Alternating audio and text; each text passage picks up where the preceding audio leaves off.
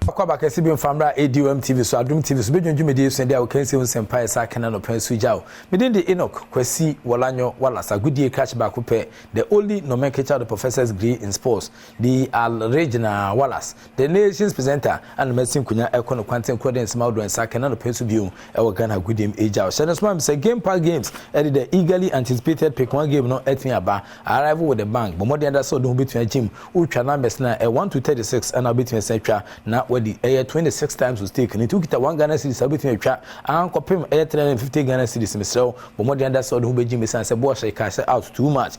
Star 946 hash, star 946 hash, all networks will be to me Edia 2 and I saw download gameparkgames.com and also Ubetia to us. So Adom TV so anopa and on Kron, ya the drawn eba, na fair Kataban so premtubre, ya sound the drawn eba, and I face Nusia and you may ya the drawn by 20 anopa, Ubetia de Via, when they are so beating the Umre, waiting the anopa at the Via, and the Umre. Aka wona aboa amanyama etia koyi edema yeka game park games a wose more mula more power wo mo etachiri pa na de san hye so create jam National Lottery Authority 4.4 oni mu firi ngotwenso ya mfa honyim esan se chachadiwa wani betia puru so wadwene betia sa hye hyew ebetimi so akokọ ntimsew ya na ode adwene kakra etimi ato ho ma me fa nkomo no ehya se mfa mre e go kansi nkomo ana ye de ebro EPL enra results between PM Sheffield United etransema Arsenal etwama kansi amatimi ante and I feel about Serie A o 8 la bechima mu so a Inter Milan Genoa etwom 2-1 e Sarkins kesi etime san ba so no yenko UEFA Champions League nyame adoma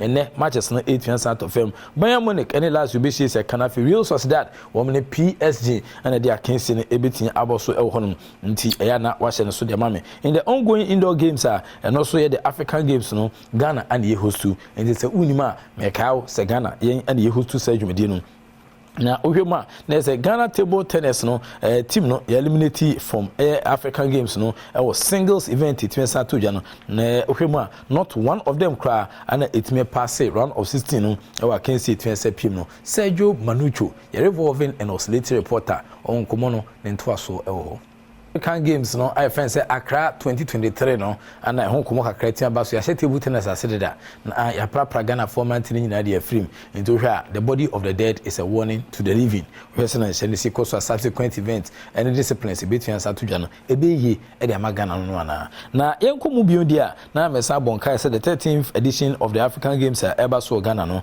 University of Ghana omo sports stadium ho and e betimi the opening ceremony ni etua certain times so say be Ghana ni di bia e betimi akohebe efiada on the 8th of March and Sergio de Kesen betimi baso Minister for Youth and Sports Honorable Yusuf Mustafa abon komo kakra dia fa ho na ne nkomo bobo no ana o kire say ye de $47 million US ana ye de aye operational cost nkwa ti se bia obi shempaboa na ne paboa atene kotofo frabre no ana so hwese ne ma ACT a na bia apata bi ne abo ba bi na adwiri nko accreditation be printing ho kone be na wo mo de ama Ghana team a omo nkofa omo hwe dwumadi kese so na san komobon eba so meet the press and Honorable Yusuf Mustafa e wo Ghana.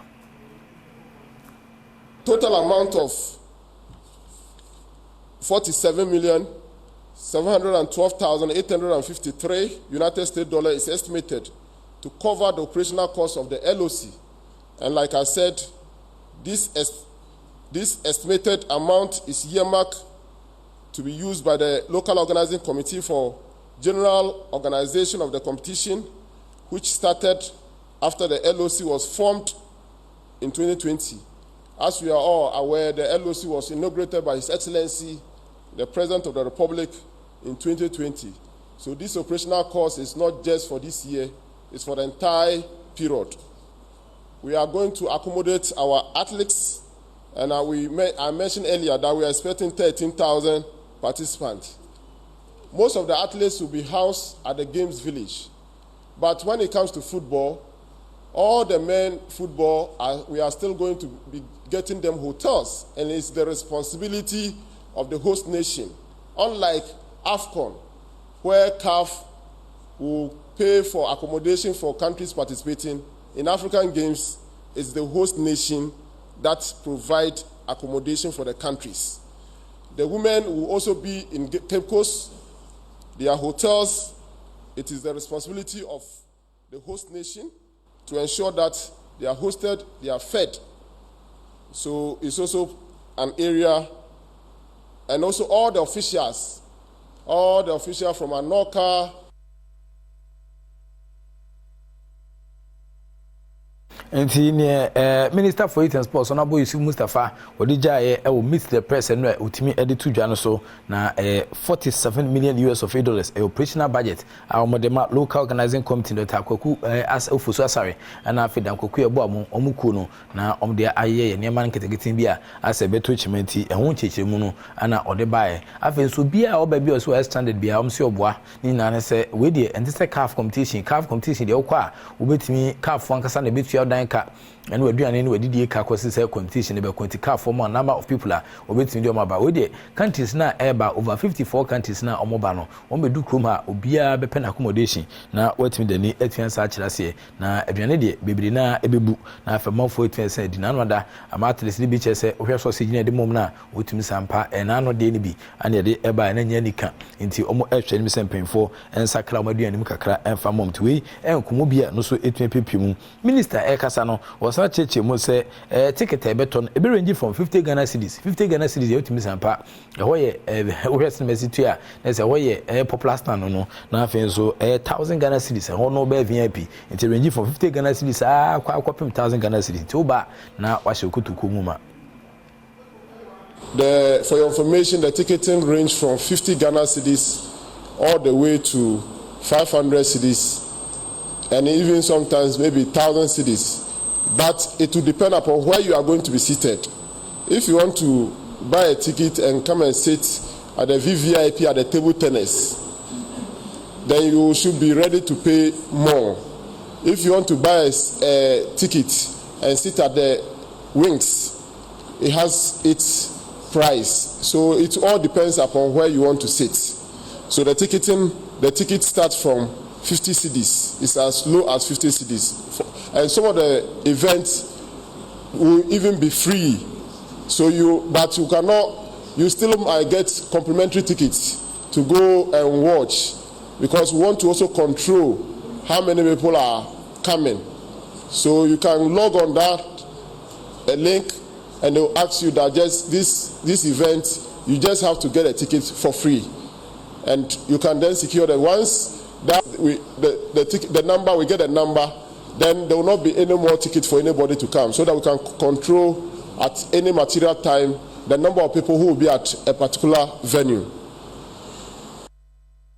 Games no enye free buntu ukita otaku sempo na kapre dia ontimi so nko from 50 Ghana cedis anko pem 1000 Ghana cedis ana eton ticket nti okwa no ahye obotumu ma na watumi akota akira hwaboa ma Ghana edwumedie fefa IGSS no nyama etia koyi edi aman ni twetso kra no osan enso training satia ewo athlete on betumi esa tumi kabrane na afuma di dwumedie ahodo no edi ama Ghana no se osromanya adosroma kudonto ma wo mo enum enuboni bia okonom enuboni bia omo doping center ho achese yekohwe odwunsuma na se ontesu na se koba se yehu se biboni wom na nam soma ema ohoden ema odi true kana eboro so anase odi di dwumadi a wudi ne boro so a ebetin asade asotwe mu etene pa etia to so enti we ade ba kwa wiase afana ina conventional rule a obi etin se disu enti obesre se athletes no so won twem hu emfanfi doping substances so. Anti-doping. For the information of the public, I'm a member of the World Anti-Doping Body. I'm a board member. So doping issues are very critical. And as part of the legacies for this game, for the information, the Ghana Anti-Doping Bill has been passed by Parliament. The Ghana Anti-Doping Bill was passed by Parliament just last week, Thursday. So we are now waiting for the President to assent to the bill. And we have put in place all the doping issues. For what happens to a country that involves themselves in doping issues, for doping issues, you cannot speak publicly. Who infringe on, I can be banned for saying something wrong. So the countries know, the athletes know that when they involve, whatever they involve in, they can be punished for that. enti na se ne e ba no enti onomedu boni bi de kopie mo dwumedi na se oso betua san hye oso na kasa oye member of the anti-doping board no world enti doping de afapons ni wanom no ne okay cancel kra betua san nam so ma ye de sobo anase so no atimi asato so nti wei ene nkomo no so atia se pipi anopedie ma me fancy a we are still in the Ghana month Adom TV de we say na ma ACT o hade ha doko ha de ha fim out misampa we say na ye di Ghana bosumi ya na se nika 6 March 1957 no saje for Dr. Kwame Kumoje fa hodie e de ma Ghana sa fa hodie no ana nei ma e kwan se e betua sa hye ekuru mu ntade nti ne we say na mesi koso de atimi se de mani a chesirim kakra na fi so ma bagudie a chese utimi se ma denden so pa nya asem ketwa kra hwe mechi ya utimi sampa niama egu niama mu enti mesra ba bia obia oso kwadwuma wo fa ba bia Ghana mat no bo ani enka ho enka nyina enka ho ye mom nyindi ne kama Adom TV de agegina ni ase ama manfo so hwe so ekra so e de ayi binti haide nika ba hye no so ma me se utie dwumadi a ena ma woshi bubu ashikaneshi abubulu shi feda baka kopin bomeka da suma da kuma kufodua sumsan kedebodua sma kase bi mamponten faade ketekrachi kupim sodu winiba kasoa nyanya na kwatempu kwaso jaman akoso mone ne hye soso da kopeda bala hohoi ekochito adidome edo ani kire nkokko bomi obu nkotia na do ani kire ma kopim na do mahina tan e wodo mahinkru okosuyan ekobrekum ko bechem ekodua nkwanta otimi sampa mafotien afebu aketema afo ani kire nzemaland otimi sampa enuanu mezemafo so tien kumasen so esi amakumfo ene bantamages hwe omo hwe Adom TV anyasem keto kranti munya so ye chacha mokwa akopiem e wo denchem kruma denchem a otimi sampa omo etie kama pa medusia na madawase na metimi asama mo ene hwe me Adom adwumadi etoto so no ebe ni kasen ya ba no ene timi se ko so mo afide ne na Adom TV ebiem kese kakra obi twem afikyira ono so etimi asate se na nema esi ekoso but me so pe health habits ana ebeba so ye hwe nim se kwa bia so apomodin nsem so ehian apomodin nsem enya ontimi enter TV ho enhwe ene ti na ye de sancheche mu na etimi saba se be ya onso obetenye suhunu na ode abobra game park games ede the eagerly anticipated pick one game netia arrival with the bank choose numbers from 1 to 36 now for stake from 1 Ghana cedis and compare 50 Ghana cedis we between the trebi no the 26 times to stake no game park games ultimate sampa boys cash out girls also be do ho gym found gym now also sika dwete ho sem ssr *946# now wetin say twa all networks and afin so kwa www.gameparkgames.com and also betin akwa Adom TV the draw neba 9 am 12 noon and 6 p.m. daily Monday to Sunday and essential so creative start to Game Park Games are or see more mula, more power. The act of being a good guest is to know how to say good morning.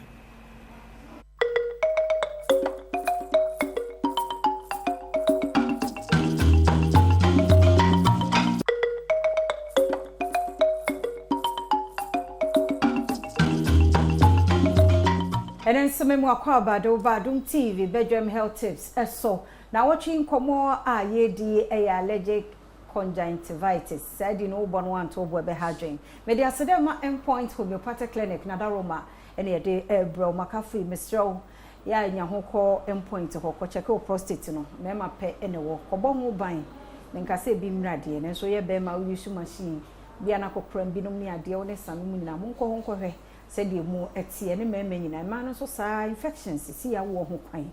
It is see a check it I would deal with the BI kama. Ebeba kama dia maye yare bia ofre endpoint e wo 0244867068 obejo so na one wo adin komo me Dr. Rachel Kusiakosa oye optometrist ya wo no e wo Frederick Optical Service ayene no edi enkoma oboa yempa dogo ne se amwache Sofia amape mejo so yeda se enwa obo ne tofa e de kire ye esa kire ye courses a ede sa allergic conjunctivitis ye eba also better than we signs and symptoms. Yeda se enwe kan bibi se a conditioner ema conjunctivitis no affecting the white part of the eye. Na be na obi ehu no signs and symptoms. One, itchy eyes. Ni para ni tibike kana ma obi ba was me pusa mani na ensan nyina agunani no ho ene ye one e wasa akira wo se ebia wani no ne ma bi wo wani no empa wo expose wani ni too. That is number 1. And I can nipa na pusa so ebe den ebe ye red etani ni nyina safia on obi a ne de wa ha wa posa ma eso nyina ayese kuro no etiwei unwa ne bibi se ya na ehya ase no umo se posa ne saa na base ya allergic conjunctivitis and our face so people who say anwia agu ani so because every crowd particles but who say anwia asa e got to ani so bibi aso to ani so na fe wotwi so na fe be red red na fe na chase na fi so eni betima ponso saa eno so one na ye kan no ye kan say etimi ye nkora etimi ye mpanifo nkora no kwa de eye more because ono de say bi ye kan no munim nyansa omu di agro futuro mu awia mu mframa mu ni ade omu de na very common eno so cheni ni fi so saa afi yada se ya mwakwa babie me Adom TV Badwam na ohye no yada Professor Yike wala sase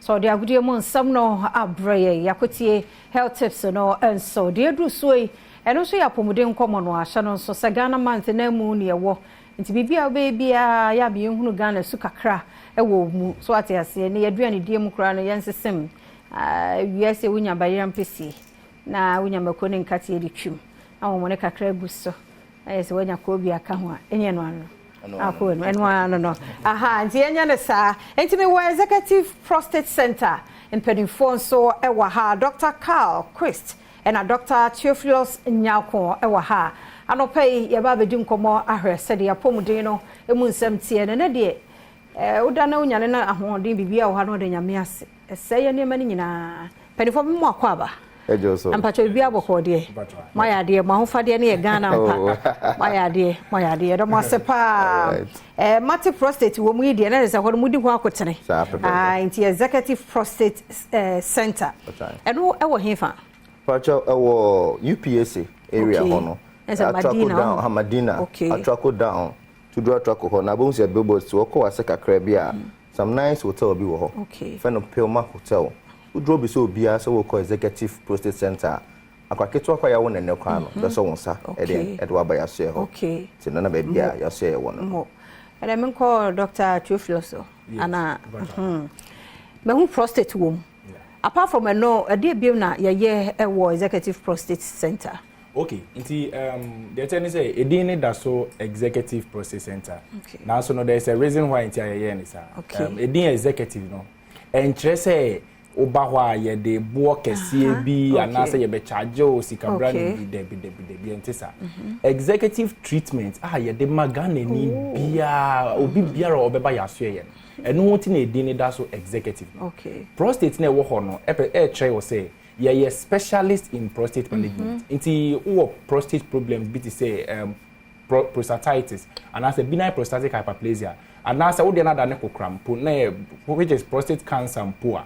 Yeah no yeah specialist you bit me to us here once and for all at the amount. Inti aside say yeah prostate yeah specialist in prostate treatment and prostate enlargement, prostatitis, prostate infections any idea no. Yes, I share all other OPD cases. It would tie now what diabetes, hypertension, high cholesterol, and now say oh dear infertility, power, what you share about check, nini na no, ye ho. I think so bone issues, omomenya fractures, omomi edwumaden, say na honam ye oya ne ade, nini na no, ye wo nro ahodro ho, ye wo scanners, ye wo labs, ahodro p ho. In fact, me know what I say. Yeah, the best lab at the moment in Ghana because your machines now you want.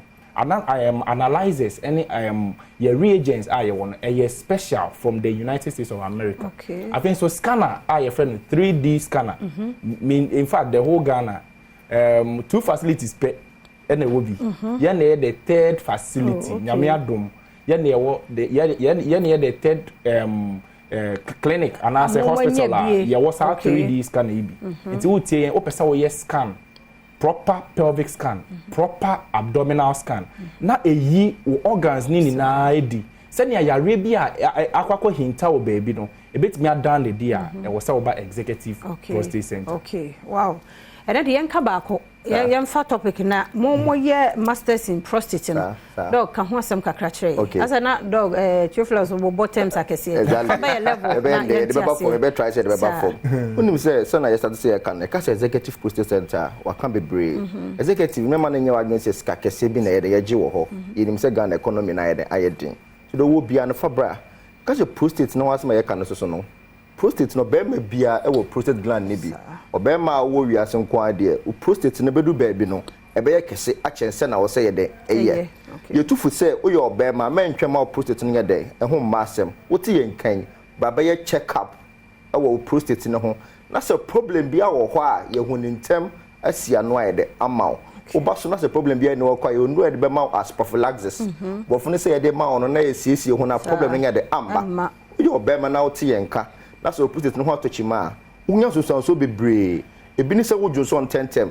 sa daytime anajo mafo koda anajo efa sumie won paso no odi ejonso nko wana wa bia be sora jonso asa wo da 7 hours na so sorry 7 times I read mpo na wetima de afa ajon osumie so uti yen kana wo yi be man se wo jonso wo chim bo freka se straining before urination yesi na bia na prostate no de atochima hwehwe ye chi akwan executive prostate center na eden na bra ya so ye ujunso wie na wo feeling say junso ni bia de aka chire bo fe ka say incomplete bladder empty na wa baby obekọ anase wa so ye executive prostate center ujunso wie bo se bu aka moja de edi achi a wa so ye executive prostate center mofu bebre e wo problem bi o makọ hospital bebre na friend na so akọ hospital bi ye de to do so ya charge no some amount bi dey be o cost still na the problem say na sitia na tie but we twa scan no ye say size na ba form a na get some man enchiro bibi say bibi na ekoso 4GB o baby ye say bra ya so ye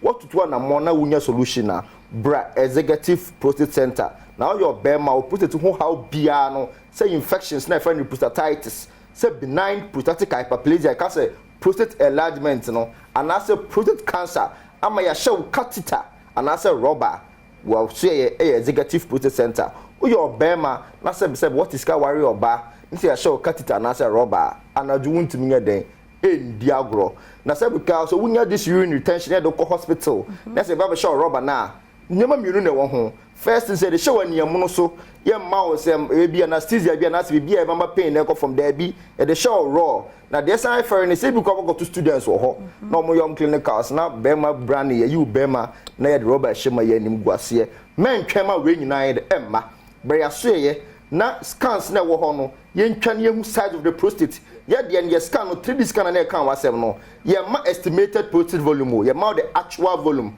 it be twa nimu etwa achire etwa nchen ya bia kokosie bia ne hu ni ntem na nya wadu e de be mawo e be jo jonso be ye test nema bia say ye e wo prostate health no ho no ye be ye de amount counseling na wo hia say be too full e wo dwani die bi lifestyle bia ni na de be mawo e wo executive prostate center ti wo mpewe na opeden watchinchina ma still na prostate no be bia danda e se jai na for when che executive prostate center executive na e come asem e services na de mema patients na ye treat omo no omo na ma omo de executive treatment enye scan na ye den ye je ho so na esi boss no nya no nko a e da so prostate center but other conditions na ye de ye hwe OPD cases bia diabetes hypertension erectile problems next time e be come asem be ma na omo kompa so mutimi mo match ni ye no e ma na omo menses ho aba problem na nimi no akoko hia ma want me ma no ebedi hu komo next time say ma doctor ti on fa menfa enuro ye sisi ho imu aha nti dog ye hwe because ye kan mu ye nipa dada ye nimu but bia na ye kan afọ bia nu so bagana bam de ye nim aha nti ye hu say ye mu a the atiani say yawo system ni mache yawo system ni for over 15 years na the atiani say answer na ye de edro bia beba no ye make sure say ya a lot of research ewo inroni na ho enuti na it taking a very long time asana ye de first and flagship product I friend Ghana Bam e buy no mankasa mo yawo 2020 2019 mo emra covid etc o my way so no FDA approval Ghana Bam as the only Bam ye betimi dey steam inhalation as same way obetimi akọ FDA akọ yes inquiry no o mankasa no mo my authority say yemfa Ghana Bam no emboa Ghana for na mo fa nya steam inhalation na mbom ho ban fi COVID-19 ejuma Ghana Bam ne guso bone de eguso bo utie ye ho na baby na ye oya ana sa ho tutu o bones na ye oya saa ne mani ni na bia ho tutu nso tutu ya wa ba nkofo sasa bro aba nkofo kotodwe nso aba be pa cho hwehwe Ghana bam ekira kwan na fe twitwi da fa sra ebe boa na yisa how na e de fi o e de amount shepa shepa fa bia e hono yo ya no e bo adwuma pa esa se esisi nti e ya na ya advice say etie for omamo sti ni bebre what ni kakra bia activity na no odin nti o tika kakra bia na o de afa bebi e ya o ya no e be boa na ye fi o de amount nyi ho achi nyimfa ngosa sa nya sa ano ba bia wanya problem no wo de fa ho a ye kwano ma adwuma no ano na ehye no ene be bie sports na toko na what's our part no unse se bia odompemu ye o ya ado no ntimi koka dompe na nkasa ise fa wo honam nim ano na ehye no be bie fa no pause na bam net me de awuram akọ site no ti ye fan twini bebre se wakoti nku obu ene de enya papa o de beti asasa so no effect we dey for crab fast ho e be kwa koye na adwuma na ma emre na kaka crab nti papa mi nti nti e dey tew e dry dey obiom ne crypto 400 na crypto 400 dey malaria do tata hwe baako e 3-day course e patch se wunya malaria na ye do to crypto 400 so obenom no just 3 days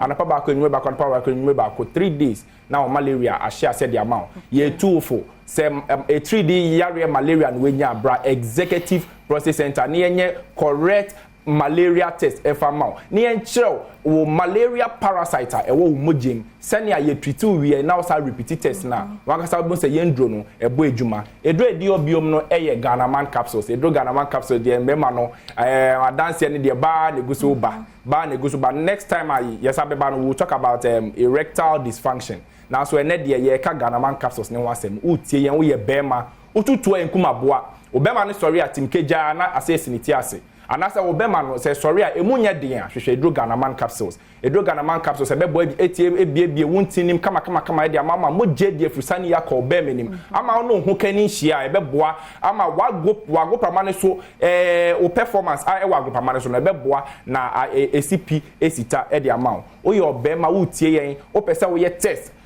your friend no sperm analysis ni na motility test ni na ne beboa a trese wankasa no otutu ebetime kumaboa tutu mrika bra executive prostate center na yemboa ni yemfa edro nwanwaso Ghana man capsules ne fa nka ho na beboa na yisa how no dey fi the amount edro edi obiom ne ye save 500 na save 500 de ye nyina ye nim save 500 kumase ne Ghana bebia no edi a won de ama save 500 ya agenkwa wajenkwa ne wan wajenkwa against infections no eye save 500 utie o battle with infections to make we say 500 each kwan nti we nyina no ewo executive process center with other drugs ya turn no baby but ye ne so baby hu doctor no adi nkomo hu yare na de baby ewo na ye we nkwa so no market eno ano no mre na so ya da wasi bebre ya da wasi na was screen no ase no nti Mr. Frey Executive Prostate Center it was 0244 727028 0244 727028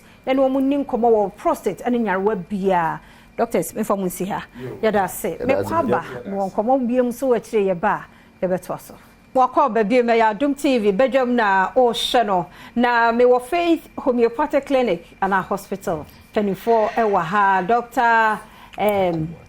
Edubuati Kwakubuati and Dr. Abigail and so ewa ha and Dr. Kofi Amponsama o chire ACC timpani for me mamu nyina ache mamu akwaba mo e fedodo oso ho e fe nyame ase eda mo ase Ghana man mo ani ewe ti ye bibi na ye de ahye ya ye ho animunyam ochina ye nya 67 67 yeni panga bana asemo nko pension what you say enti Faith mudini mo honam se wadoroma mam free dog ho ade achi bi enya nipa foforo ma obetie ebehwe ye enti yenhwe Faith Homeopathic Hospital ma me da se na mi shaw ne akwanya ode amaye sede da ye ba ha no ye bebo Faith ho dawro ekire Ghana fo ene wahwefo no minimum se Ghana for a Faith Homeopathic Clinic nyina de ye ba ebebo ho dawro nyina no omo atiase no omo hu nyuma pa Faith Homeopathic Clinic ye wo ho ne senti no ama edin no kwa na ekọ akire isane de nyuma pa nyame nam ye so eye ye de ne say ye hwe yare krankro chronic diseases eno nche say o acute disease ana yare bi sisi ana eba eno untumi mfa covid but normally no aya na yare ne betena nipa ne so echa eno ana eya na ede wo how bebre ede brain nipadua no enti anopai no ye pese ye hwe bibi kakra fa bibi ti say arthritis ye wo dompemu yare a yato ne din say arthritis ana say joint pains ye ka say arthritis ya no eye waposo no eye ukotodwe no ye wo joint wo ho wabe twa no ye wo joint wo ho afi won sa wrist no ye wo joint wo ho won santia no so ye wo joint ana waist so enti baby a bonsunu eshie ana mienu ana miensa eshie bia no eho ye wo joint na eho na sa yare ye friend arthritis no etai ye mpa na arthritis no mam ye mu ahodo bebre na the most common one pa etai ha nipa osteoarthritis and rheumatoid arthritis and gout and only the most common one aya na otehu say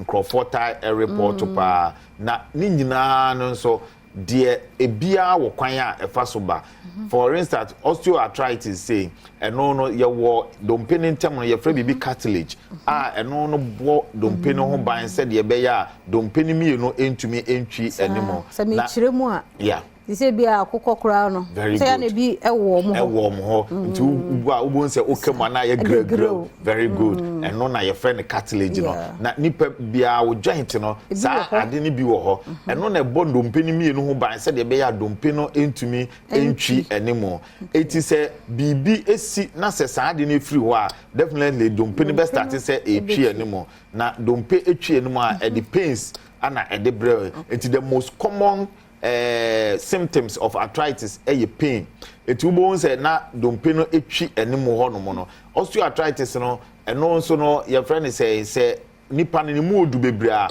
eno etumi de sa problem no eba obi wa injury bi etumi attack the joint no eno nso tumi edeba afa ye rheumatoid arthritis say dem kan no eno nso no say your friend say immune system no say ewo ho a eno atumi attack nipadua no ohu some of the nipaduano organs as a foreign material so ubon se na eno attack no e basa na eno nso to very good wow nipaduano so jani a also bo ho ba no afi ono ane wo utumu se e ya dia pa etino sa de no so ba eno nso tumi de sa arthritis no eba na gout no de ye fra bibi uric acid eno no e kidney no ana e wo se e gi sa uric acid no free nipaduanum na e dose wo mu janum a eno nso form crystals ewo wo joint no eho no mo na eno nso the pains tubo nso obi wa ne nsa no etumi kon ane ade ni nyina gout no ne nine way no gout no tumi nti obi otumi feel severe pain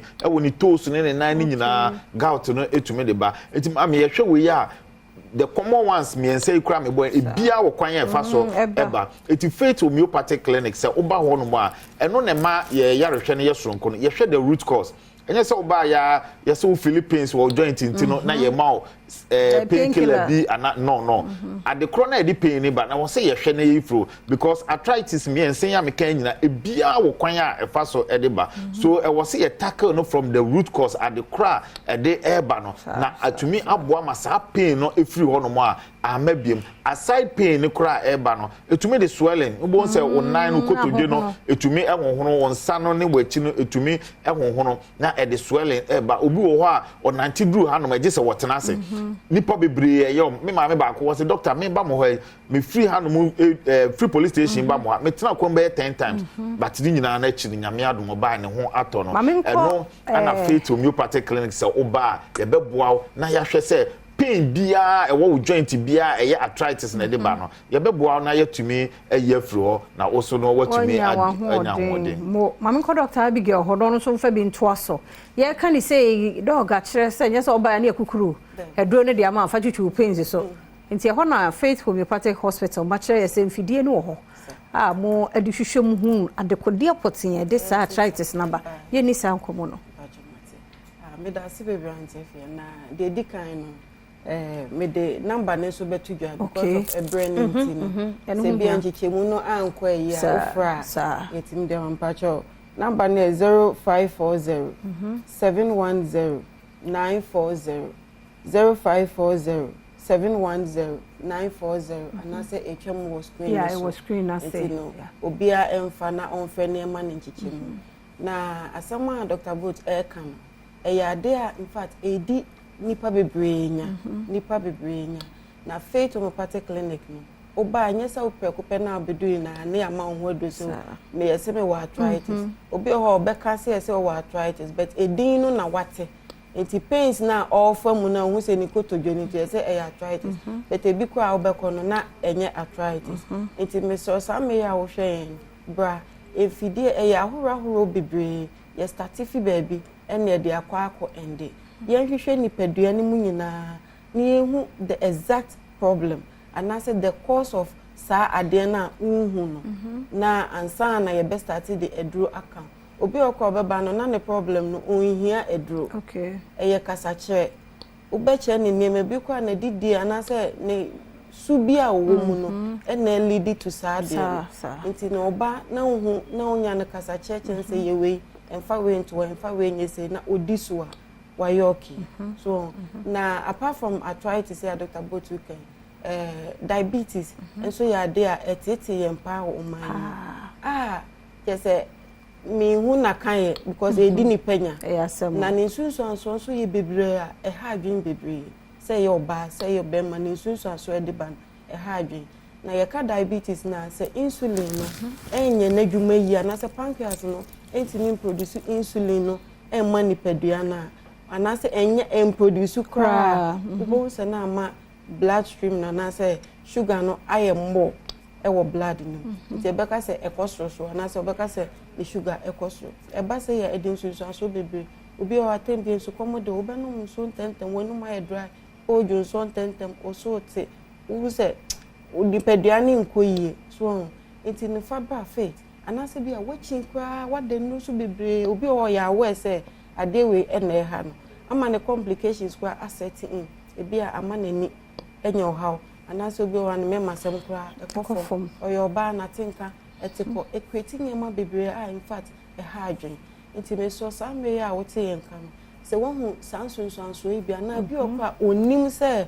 o sa o hawe but symptoms na o start say e ban but modern say obetu anamo edi wani ache faith cause faith antefia oba enyema bebre a ekoso even machines ayedi adwuma obi obeba na obekọ procedure ni mu nyina obewie o say doctor me ho ato I say o hu say o hia edro on zanet intimesem obia wada edro so ache wa fa de bia obekọ no ye say wo so e bia na bibita ye kire sa wada o memre na so my location no na contact me ko Dr. Botu ha okay Faith Homeopathic Clinic said da ye kano ye location no okọ Kumasi a wo hwe yen wo Kumasi Ashanti region ba bia sunwan o de fa car se o ba Kumasi eye ahene makokoben wo free santase e ba ahene makokoben a wo besi wo 18 mu o usi 18 mu a Faith Homeopathic Clinic ye signboard kese esi wa e ma direction to the clinic afei nso no uduru Accra hanomo a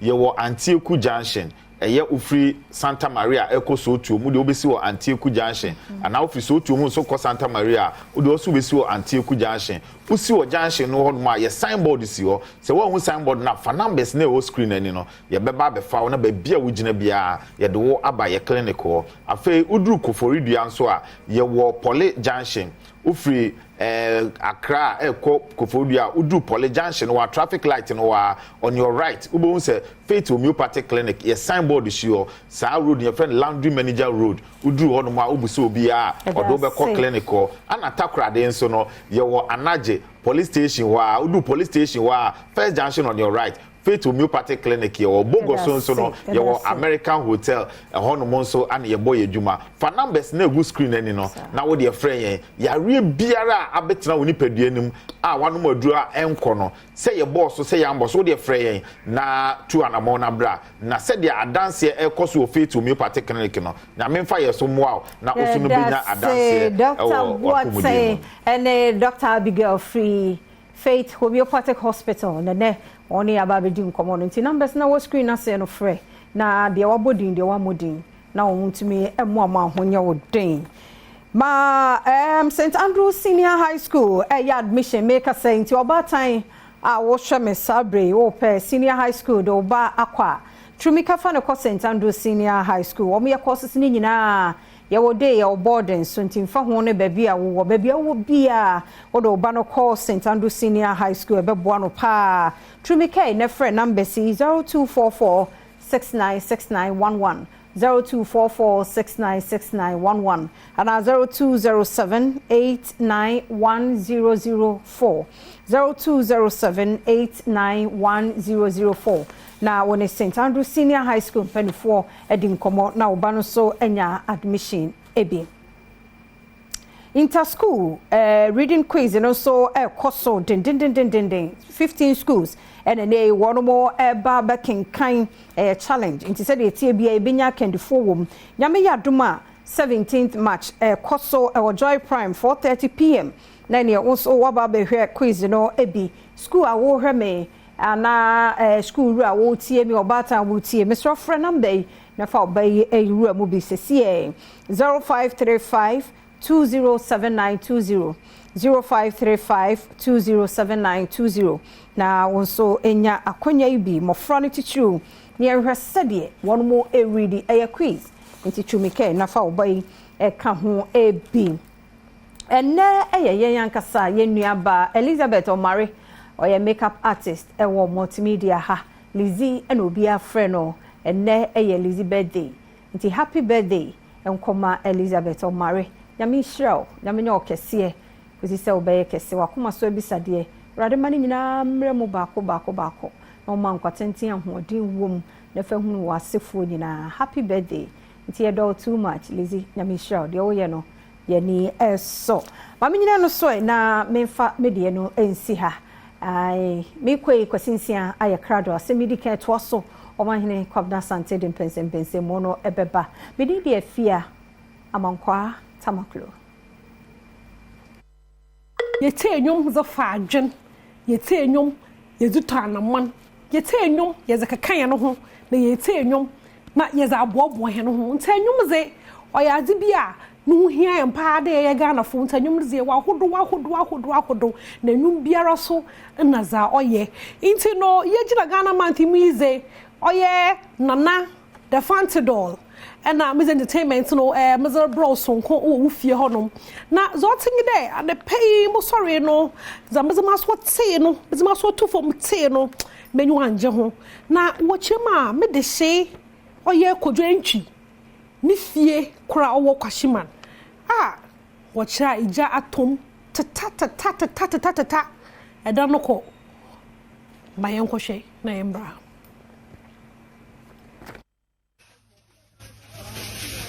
Let's advance in bed. I need you boys alive. Advance in bed. I need you boys alive.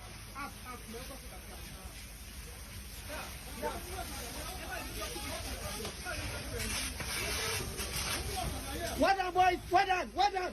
Where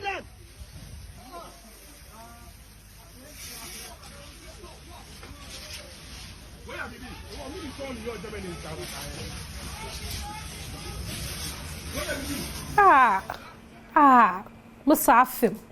Oya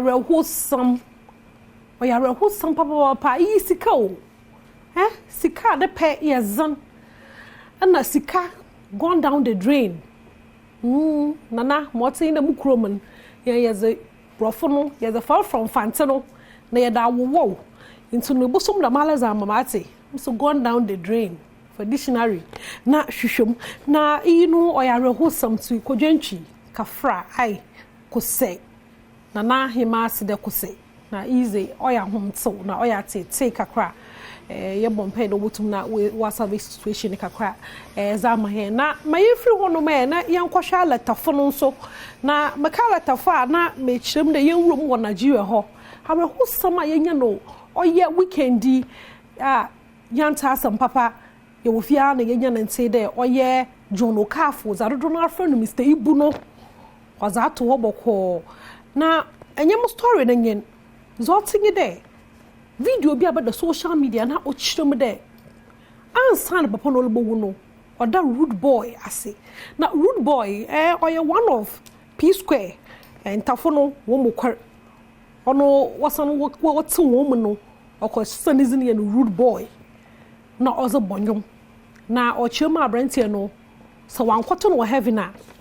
Na la kwan Crawford or other branch and about heaven was no call.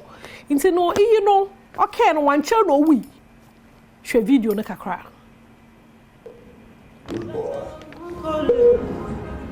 Oh God, I don't know where to start my language, but everything happens exactly on God's own time. When the time comes, it has come. Good boy, if you not go heaven, come me now. You will go to heaven and will sit down in the presence of the angels. We eat together. And when the hell make them wow, your life will never change. What people will be talking about today is how come people and P-Square, they are not the same parents. When I tell you, parents don't come.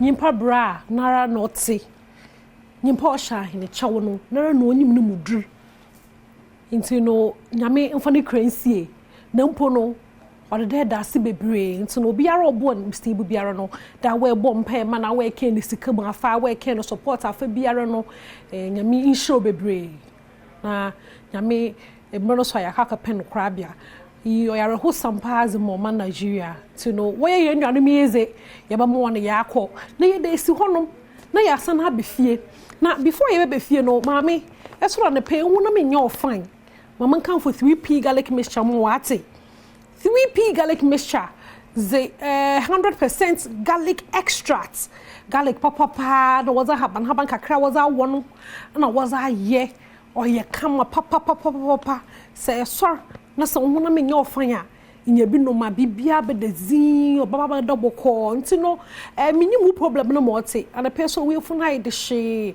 aye kesa ko hospital wo check in no imbalance mami here 3p garlic mixture na is a young one fancy p work for no na was aba so wo po no what say wa asma zi hie nyina e 3p garlic mixture so stress so na ma zi hie nyinara e 3p garlic mixture mo mbo wona ma no nto ho dem bro ba ya hie wona ebotum na afro ho na enyi wona ezinkita huzi e be free p work natural health for no e be from 0248 928 824 another be from 0201 000 021 Freppy Work Natural Health for na kekeje with 3p garlic mixture na tapo da man na hima and pay metapo na say ye ba Ghana za no mami oye weekend ye aworo kodu wo krom ha dey mami o so when you on so ka kire eh aworo ne nya aworo de fom ba be catch the Nigeria ni nyom to ni Moses Bliss oba krom ha dey ba fire Mary Wiseborn na sisi ya no you can say mama no Mrs. Mary Bliss na Mrs. Mary Bliss no where the nas na zakura na nkofu bebre worka wansa me dey raba no oye makeup ya we na ganganwi mami wanya bi ne makeup no the foam kulem de nsu into no na nkofu bi said ah no you didn't na makeup wine light dey mom no ho ye fe bi no mo biara che na adwene fo ho biara won ma we jale perfume no so no waji fam na zotin de raba no sa why video bi dada wana or kasa for makeup ho de makeup no lompo no onye product bi na ozi enanyim chema na makeup bi kra no wo friend Jezebel no so hwehwe konkon no ma Jezebel so ze na nkonye zin papa so na wo to makeup do into no onkai de nana me tumbre na minyim bebe mu tumbre ni feel into no me yenkete marry na some okay. I don't think makeup is bad. I think it's bad when you make it an idol. I think that's when it's a bad thing, when you make it something that is like your all in all. I don't think makeup is demonic for me anyway, but in saying that, there are some makeup brands and palettes that I stay away from One, because I believe that names carry power. Like when you look at the Bible, when they name somebody something is important. I brought an eyeshadow palette. There was one color called Jezebel. I said, oh, the who? I said, listen, I will not use it again. And you know, there were other palettes called things like lust and seduction. I said, we not do this today. So, you know, in saying that, you know, being mindful of that, because I believe names carry power. Why would you name something Jezebel unless you know something is up? But equally, you know, there are women of God who wear makeup and are moving in the power of God, and their ministry is impacting people. So I don't think makeup is bad. I think it's bad when you make it an idol. I think that's when it's a bad thing, when you make it something that is like your all in all, something that is even more valuable to you than God, like you are addicted to it, then that's when I guess the issue comes. I guess it's more about how you interact with makeup than actually how the makeup itself, because one person, they could wear makeup nothing, but for you, you know that when you wear it, it makes you very vain, it makes you very proud. Mary Bliss, Mrs. Mary Bliss, and I yet no na ochema makeup no say mo obebesi wenyim na as a metonche na azebayo nti no mama yehu makeup no be bosom mfa mayen na eraba akase ye pia na so no mama mo wenyu under ho because guess no obey makeup no na anya careful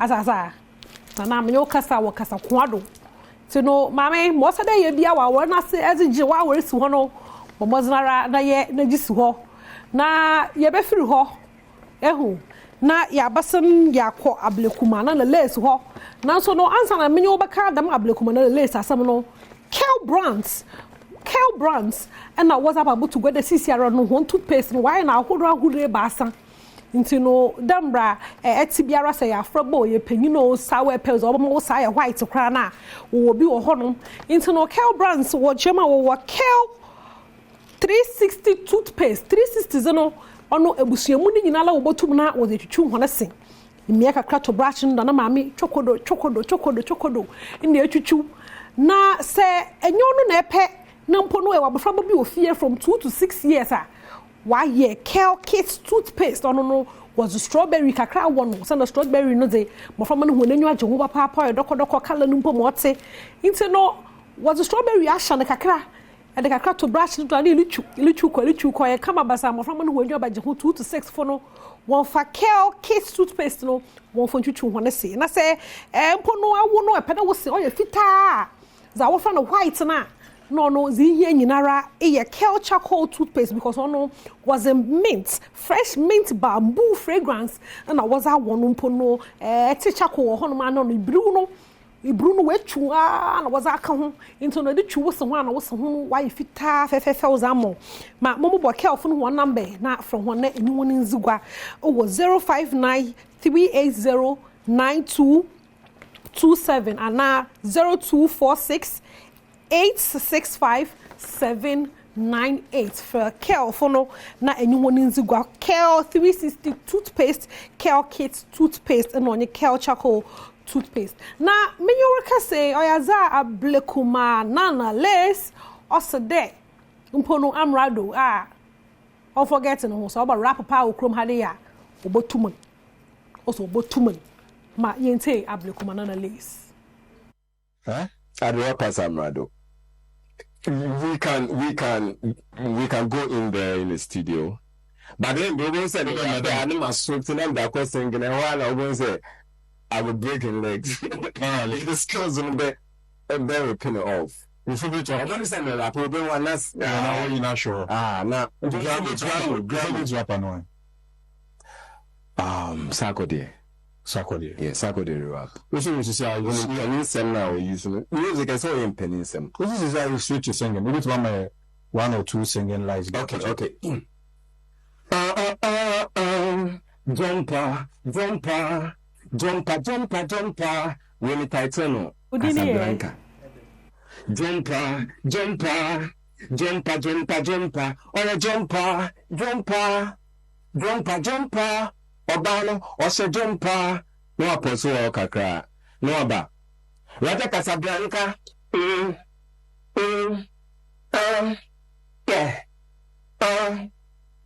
Raja Casablanca.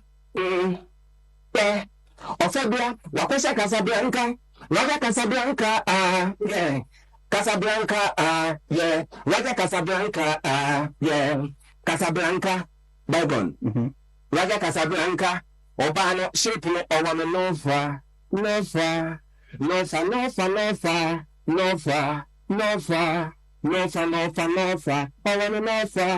Nofa. Nofa. Nofa. Nofa. Owane tofa. Gofa. Otafa taifa. Raja Casablanca. Yeah. Yeah. What was it? Casablanca.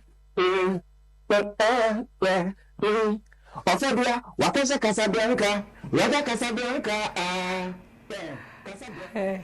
Nanahima, Omampara, the bitu pub. I'm your commander. A bay steady. A bay steady with me or latte. Every day is I walk home her. With the best her. Now so no, I may count down so much with no, or good or codo. Pono Sunday eviction, no. Hey, me and my sham. Obiba say I didn't see this coming. Hey, Nanamoku. Oh, Ghana for why? Mo on the chow. One vote. My one favorite contestant. My from no bin wires of papa.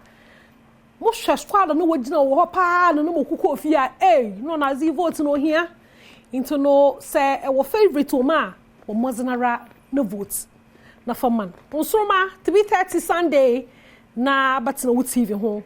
Na hwe so magimezino monkodo ye basan ya eviction biom Sunday intino to my favorite contestant Adom be camera nyamishen bebre wo be Kofi Ampedu a producer director dache hine no direct most say sound the man of Florence ochu menyim na stories na ze amampo mabe girls no bobo ano zemam nyamishen bebre na wo so agembrenim ye you know medasi me de besi ha na me adoma ye besana yeshia tana hema mano ato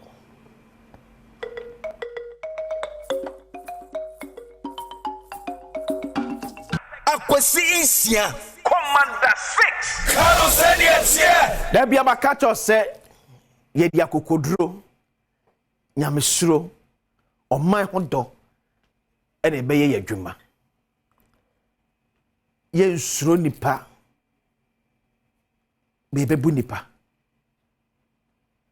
ye de nidi be manipa ni akasa nipa on se ni nipa kasa nipa ye gi se ye ne se ye mpanifo so ebetie no akomapam asemi di kabrena asin medende akwasi insia and one of my happiest day because and the birthday of my soulmate, my lovely wife, my beautiful wife, Mrs. Elita in Siambuati, or your 21 year Julieta, and then no birthday. It's a happy birthday. Nyame won shramo. Nyame won nyamo kese. Woma makoma so ade emremu emfamamu. Nyame de mun sabo som no enye yie. Na nwie peyo emfamamu nyina. So a very good morning call emfama a teacher for a pedifo ya ewo Cradle Star Basic School. Ya and wo Medina. And pemanya ne chese mo hwe live ewo muskumo nyakopo enchira mo pa ne edwuma pa mo so mo ye edeboa of my Ghana enkanka your education sector. And happy birthday to Ora Maxwell Ampon CEO de my big time aluminium and construction. Happy birthday every list to work for your Esquire lawyer ni mapa. And I'll say CEO we show happy birthday. Nyakopo enchira wo so ye pa na Naminyo kese because we brutal. Then a belated happy birthday come Marian Sarkodie. And from Marian Sarkodie to Kojo Kwate, happy birthday to Kojo Kwate, ya wa London, Hall City. We every wakasa unya eba honum. Also we sure the best nyakupo H-Star no nyo kese. Kopim so be kese pa Kojo, we love you too. Asante mapo fo yina so edo ye pa. ala pema be di komotel em se efre nu anadwo no e ba na nwure ne ba ne de na nsem ewururu gidi ba me to be honest when yan komo eto da bia na me pese meta edie because medical culture when it comes to Ghana for nyatwom there's no two ways about that nyatwom passem isurasem etimi di Ghana ni achi aye dedeboa ya na miyem chihye kakra ya na me extra careful because Ghana ni betimi atone bibia just because of nobody nyatwom me hu se ye ni principle yen man for ni principle anything moves us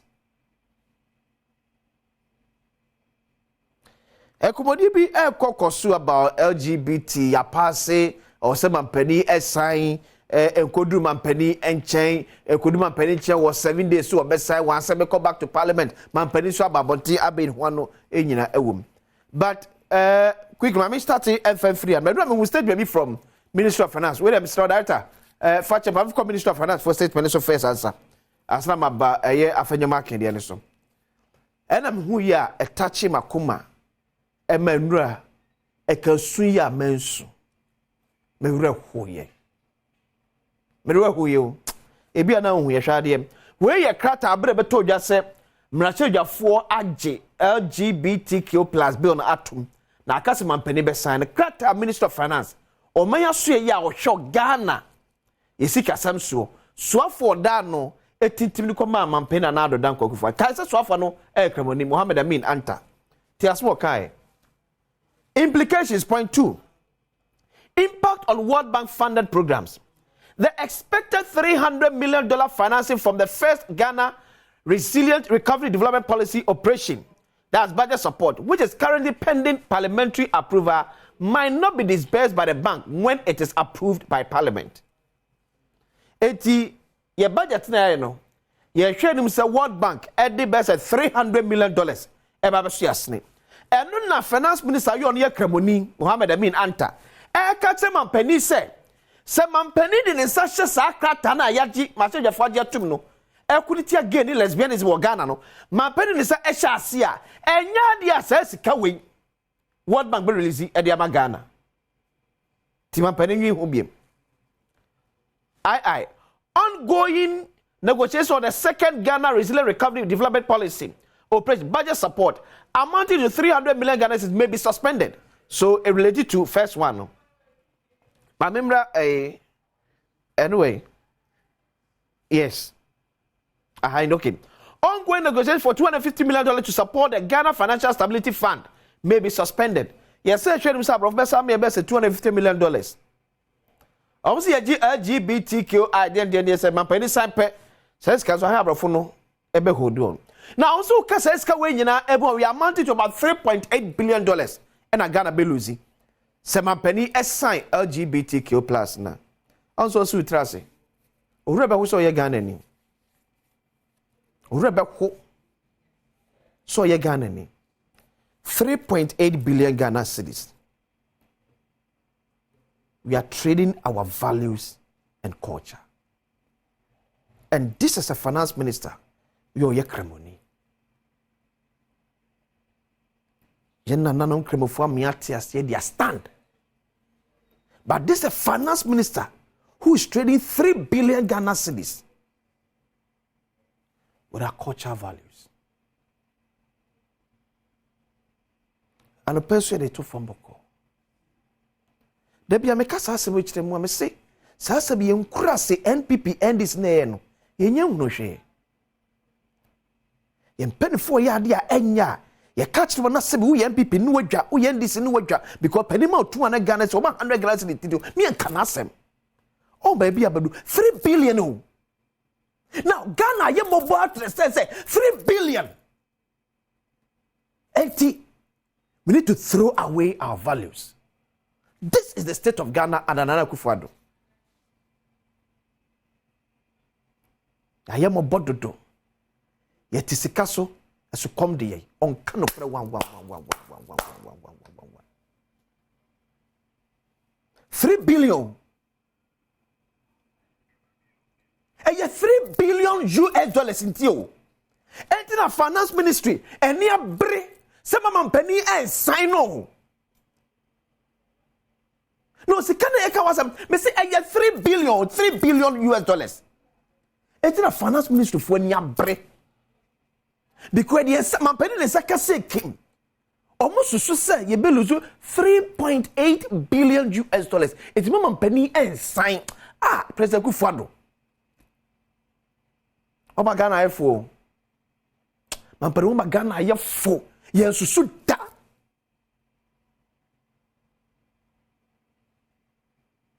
$3.8 billion. Hwesika she empenifo. Hwesika empenifo bi nam kuntuna se efefiri oman mu. Hwesika ye tugu as oman. Enana make blasters as seven man for any abre. One kobinti na wakasa sano. Ni a sister place akwa kogu divoire. Enyo na ude ka akoye. Abama ka akotrem, Abama hotel. Na aba sata $400 asa de piwo so. Wo kan ye say normal, enkwase normal say ne ton 3 billion US dollars. Enti o se gige tu. Enti o se man pani jai se obe sign to ban gayism and lesbianism in Ghana. 3 billion US dollars. We are a shameful country. Ghana ni bi also think to see from now super expel that show. See what them fear born in check. We are a shameful country. We don't even deserve to exist. We are a shameful country. Ghana. 3 billion. Not day. A day Ghana. A day. Ayadianko. Say this says finance minister to me akofa krata. Atre se we nyaguso ko mampani. Se mampani nyenken kan na wonyina no so ma won sign. Everybody. Ti nyakopon fanya o my Ghana biem. You were gold, you were diamond, you were bauxite. You were salt. Lead to Masaba Bekao. You were timber. Dear na yendi. A dear body and no may yendi. Sem idea this sikabo memoir, Yanko Pondi be a Kamigana. Not 3 billion. You are shameful. You are shameful beings and then to my. You're plunging Ghana into this calamity because of 3 billion. Hey yo. Hey ya. Hey ya pa. Ye chitafo na ye kan se yes ya adwini fie no. Ye support MPP support NDC as ya adwini adwuma no. E no ma bi ababedu. Do true mu nyesa ma osika ho de yakwa akodu. Do true mu nyesa wo ye ma osika.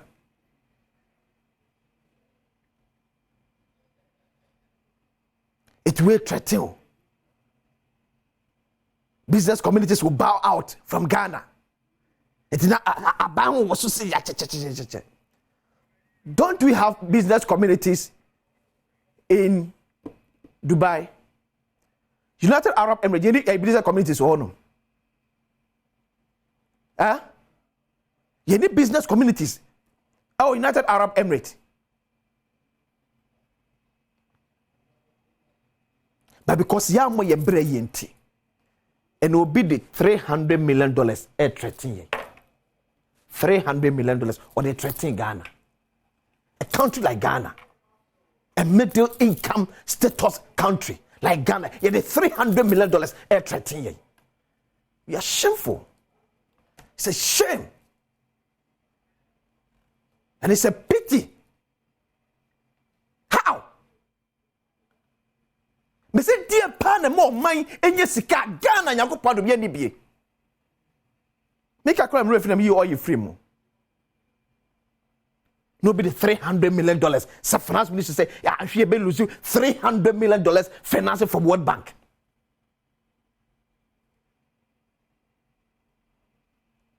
Finance minister maybe say, World Bank go me again now. I am lesbians. Or put TBB into the system because maybe you have your own benefit somewhere. Because you can't tell me say World Bank account or say Ghana say yeah dituma or block his scam. Are you telling me say gay lesbians the good World Bank? Ah? Are you telling me say gays ni lesbians the good World Bank ana? Ah? What are you talking about? No matter to be big, your economists be no saying them. Hey, Ghana will lose big. Let Ghana lose. Let Ghana lose. Sani the attitude and the attitude cocoa board. Ababesi ende. Ya timene. From day one, you see cocoa board besin there. I feel be a common on the Kwajibusia in the cocoa beans. Chrononis kedia basaba senti. And so we are $10 for the 2 from tire tea cocoa board. Ebesina, Ekienyeska, ya seven breswa, because we're going to go to cocoa beans. Ah? I feel beer, just a cocoa board, Equadibusia. I feel beer. Because we are sick, I must say the book actually. We are sick. We are sick as a country. Se frimle santre ye ti koko ye memu. E frimle santre ye ton koko ye memu. Ghana ntimi sie sika. Ye betimi akoto yakase koko. This is a syndicated loan. Ni akodi loan ye se boy ho abaso. Ni ye kenke party. Ye yarinti. Ye yarinti. Yanko IMF, yanko tina. Yakko ya ni asa, ye ni echita for ye se boy ho abaso. Se aban ya de, aban secures. Crosism. Nyame frɛ bɔ ne fankyɛ yɛn. Nyame frɛ bɔ ne fankyɛ pa. The kind of useless governance we are having in this country. Nyame frɛ bɔ ne kyɛ yɛn. Me se nyam pen fo na mbo mfo. Enyo Gamahama, enyo Akufo, enyo ba omia mbo me yɛn. Me no me ne yɛ cheta for to these politicians. Me na blame you. Because yɛn ene yɛ so so. Yɛn yɛ so so. Say yan so so a omunye no bɛyɛ no. Because obi be 100 Ghana cedis at Facebook trust him class system depending one and yet no say more no offer more hwe be ya ba bedu asoman 3 billion Ghana cedis 3 billion Ghana bom ka me bia na dan go terrify ko sini say dan go terrify ko sini say yet o mamu nyina ye dey 3 billion and they threaten ye.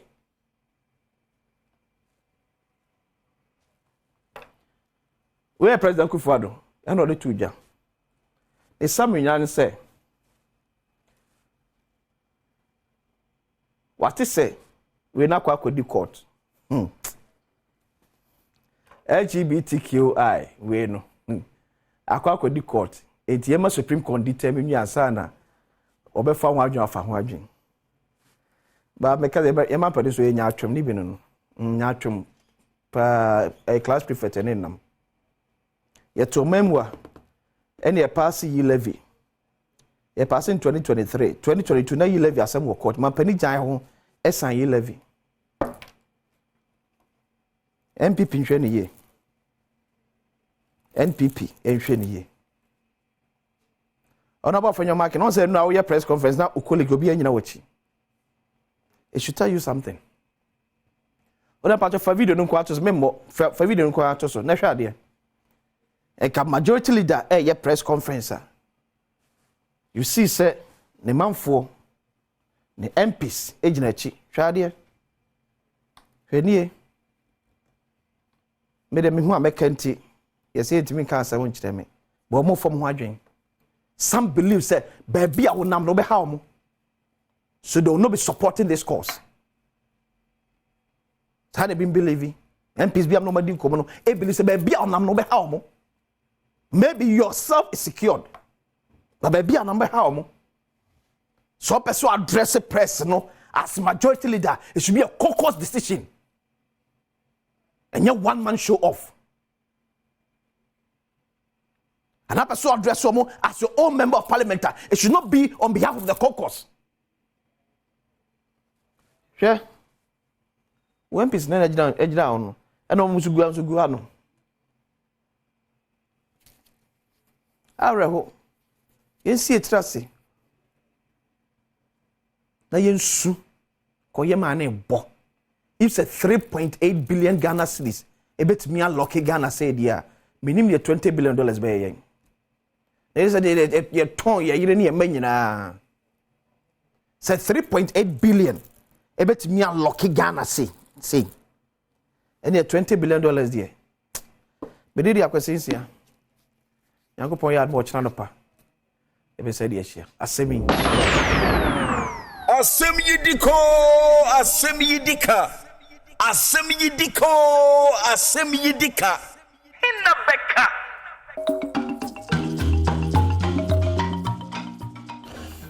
Well, so yasaba da kwesi say say also this kama say I'm sure said a lot of in conversations about so ufi middleman hene kwabna sante no nkrobo power minute joinu no mpemenu ewie wa me say but because waka I say koso hwa Adom TV, that's the key. Koso hwa Adom TV beyond Badwam your name be brave edema. Some quick releases na fe yen toa yen komo no so am say we free concerned Drivers Association of Ghana Transport Operators. The Concerned Drivers Association of Ghana and Transport Operators have suspended 3 executive members with immediate effect. The 3 individuals are the Greater Accra Regional Chairman Niashi, the Central Regional Chairman Kwesi Ahen, and the Ashanti Regional Chairman Yaokwachi, popularly known as Akwadai Nyame. Their 1-week suspension is as a result of flouting the regulations of the association by issuing a statement that purported to announce an increment in transport fares without the approval of the association and transport operators, including GPRTU. Executives of CDAG will, however, meet with them, the affected persons, to hear them and decide their fate. We entreat all stakeholders to refrain from cooperating with these suspended individuals until their ban is over. We also urge all commercial transport operators and Ghanaians to disregard any announcement of transport fare increment. Any decision regarding fare increase or otherwise shall be determined after a meeting with the Transport Ministry, and is signed Nana Oredu, Deputy Secretary, and then Pa Willie, National Chairman. There's another one coming in also here. Suspension of Techiman Apo Festival. And quickly, let me read.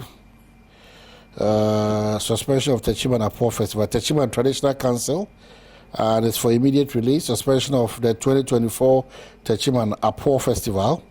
I write to inform you of an important decision reached by the Techiman Traditional Council regarding the Techiman Apo Festival, one of Ghana's most revered celebrations of the people of Techiman. Originally scheduled to commence on the 23rd of March 2024 and conclude on the 21st of April 2024, with a climax set for the 12th of April 2024. An emergency standing committee meeting was convened on Monday, the 4th of March 2024, chaired by the President of Techiman Traditional Council, Osiadeyo Akunfiamiya, the Omahene of Techiman, and attended by esteemed members. It was unanimously decided to suspend this year's Techiman Apo Festival, along with all associated social activities, due to insufficient preparation. It is with regret that we convey this decision to Nananum and the general public. We recognize the disappointment and inconvenience this may cause, but assure you that it was made with the best interest of all stakeholders in mind. We extend our sincere apologies for any inconvenience caused and express our hope for a successful celebration in the coming year. And thank you for your attention to this matter. Yours sincerely, Egan Evans, Mr. is the registrar. I'm surprised that Nananomu Sumatnas Ebriasun Aho Manoniaba. You know, and I don't get it when you say insufficient preparation. You never knew what preparation is done for anything in your food. Well, as of a no achieving a na mo promote Saturday apo. I think that people of Techiman, we need a day back where the and it's a shame. It's very worrying. It's a shame. Festival putting together a festive occasion like Apo. Any probably a review or more excited. A boy my etnas if you could. You seem to any hold any kono. Because of lack of preparation, you put it insufficient preparation. It's a big worry. It's very shameful. Techiman moi. You can't organize a festival. It's very shameful.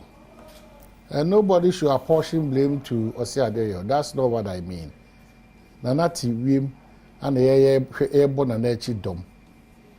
And it took Nana to even step in because maybe Kadebeba quite bigger, the shame never bigger than what is happening now. So we are planning a life. If you come across as a disorganized people or country, these are some of the results that, because this is at the end of that calendar also.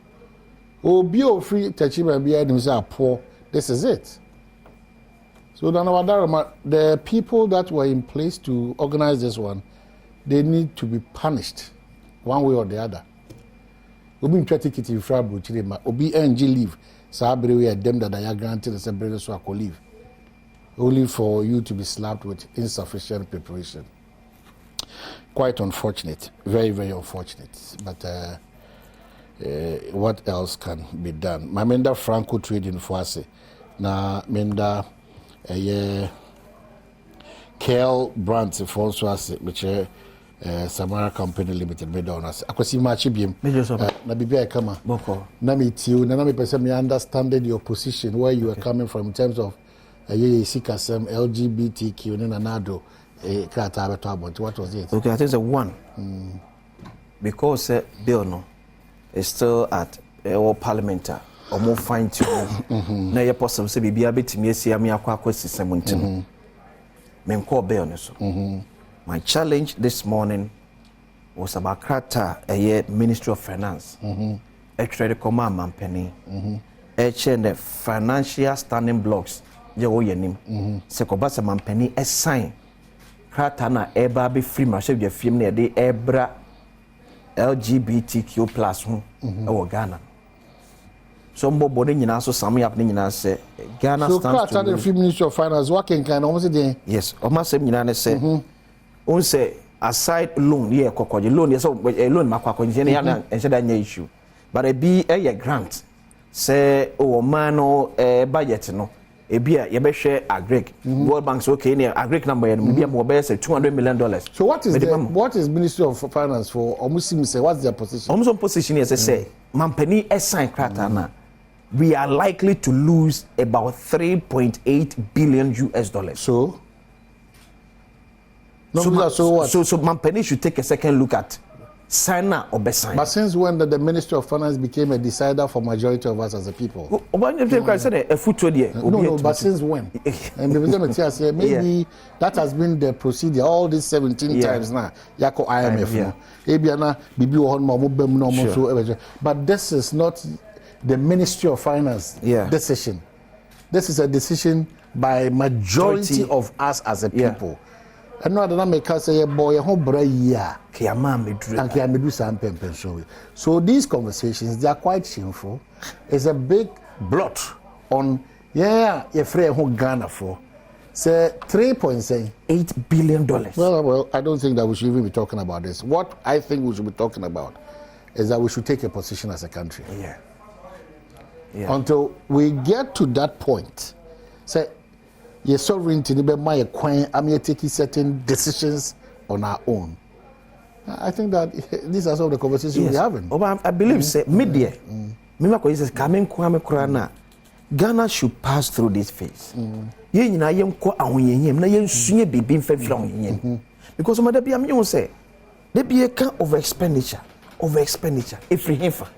It's not as if see the ye BB am mana e BB. Over expenditure to the BM kwaku wiem na kwaku baby ni kwase kuku. Maybe see you do pen so be say. Ye busumi akatua emma. Ye kwa adwuma ye be serious to work. But we are all at this point also because people will also be making political capital out of this. In Tubosha, say ye see brane as Omai Yet made in common near Green said the SSM mine econo. That has never been the position of Omantina say you go through that phase na ya namna. See you net transgreen say and a free neko. Ye nim we be and free amononi beam emma. Now so oh ye evil campaign am our promises kwana. You be measured.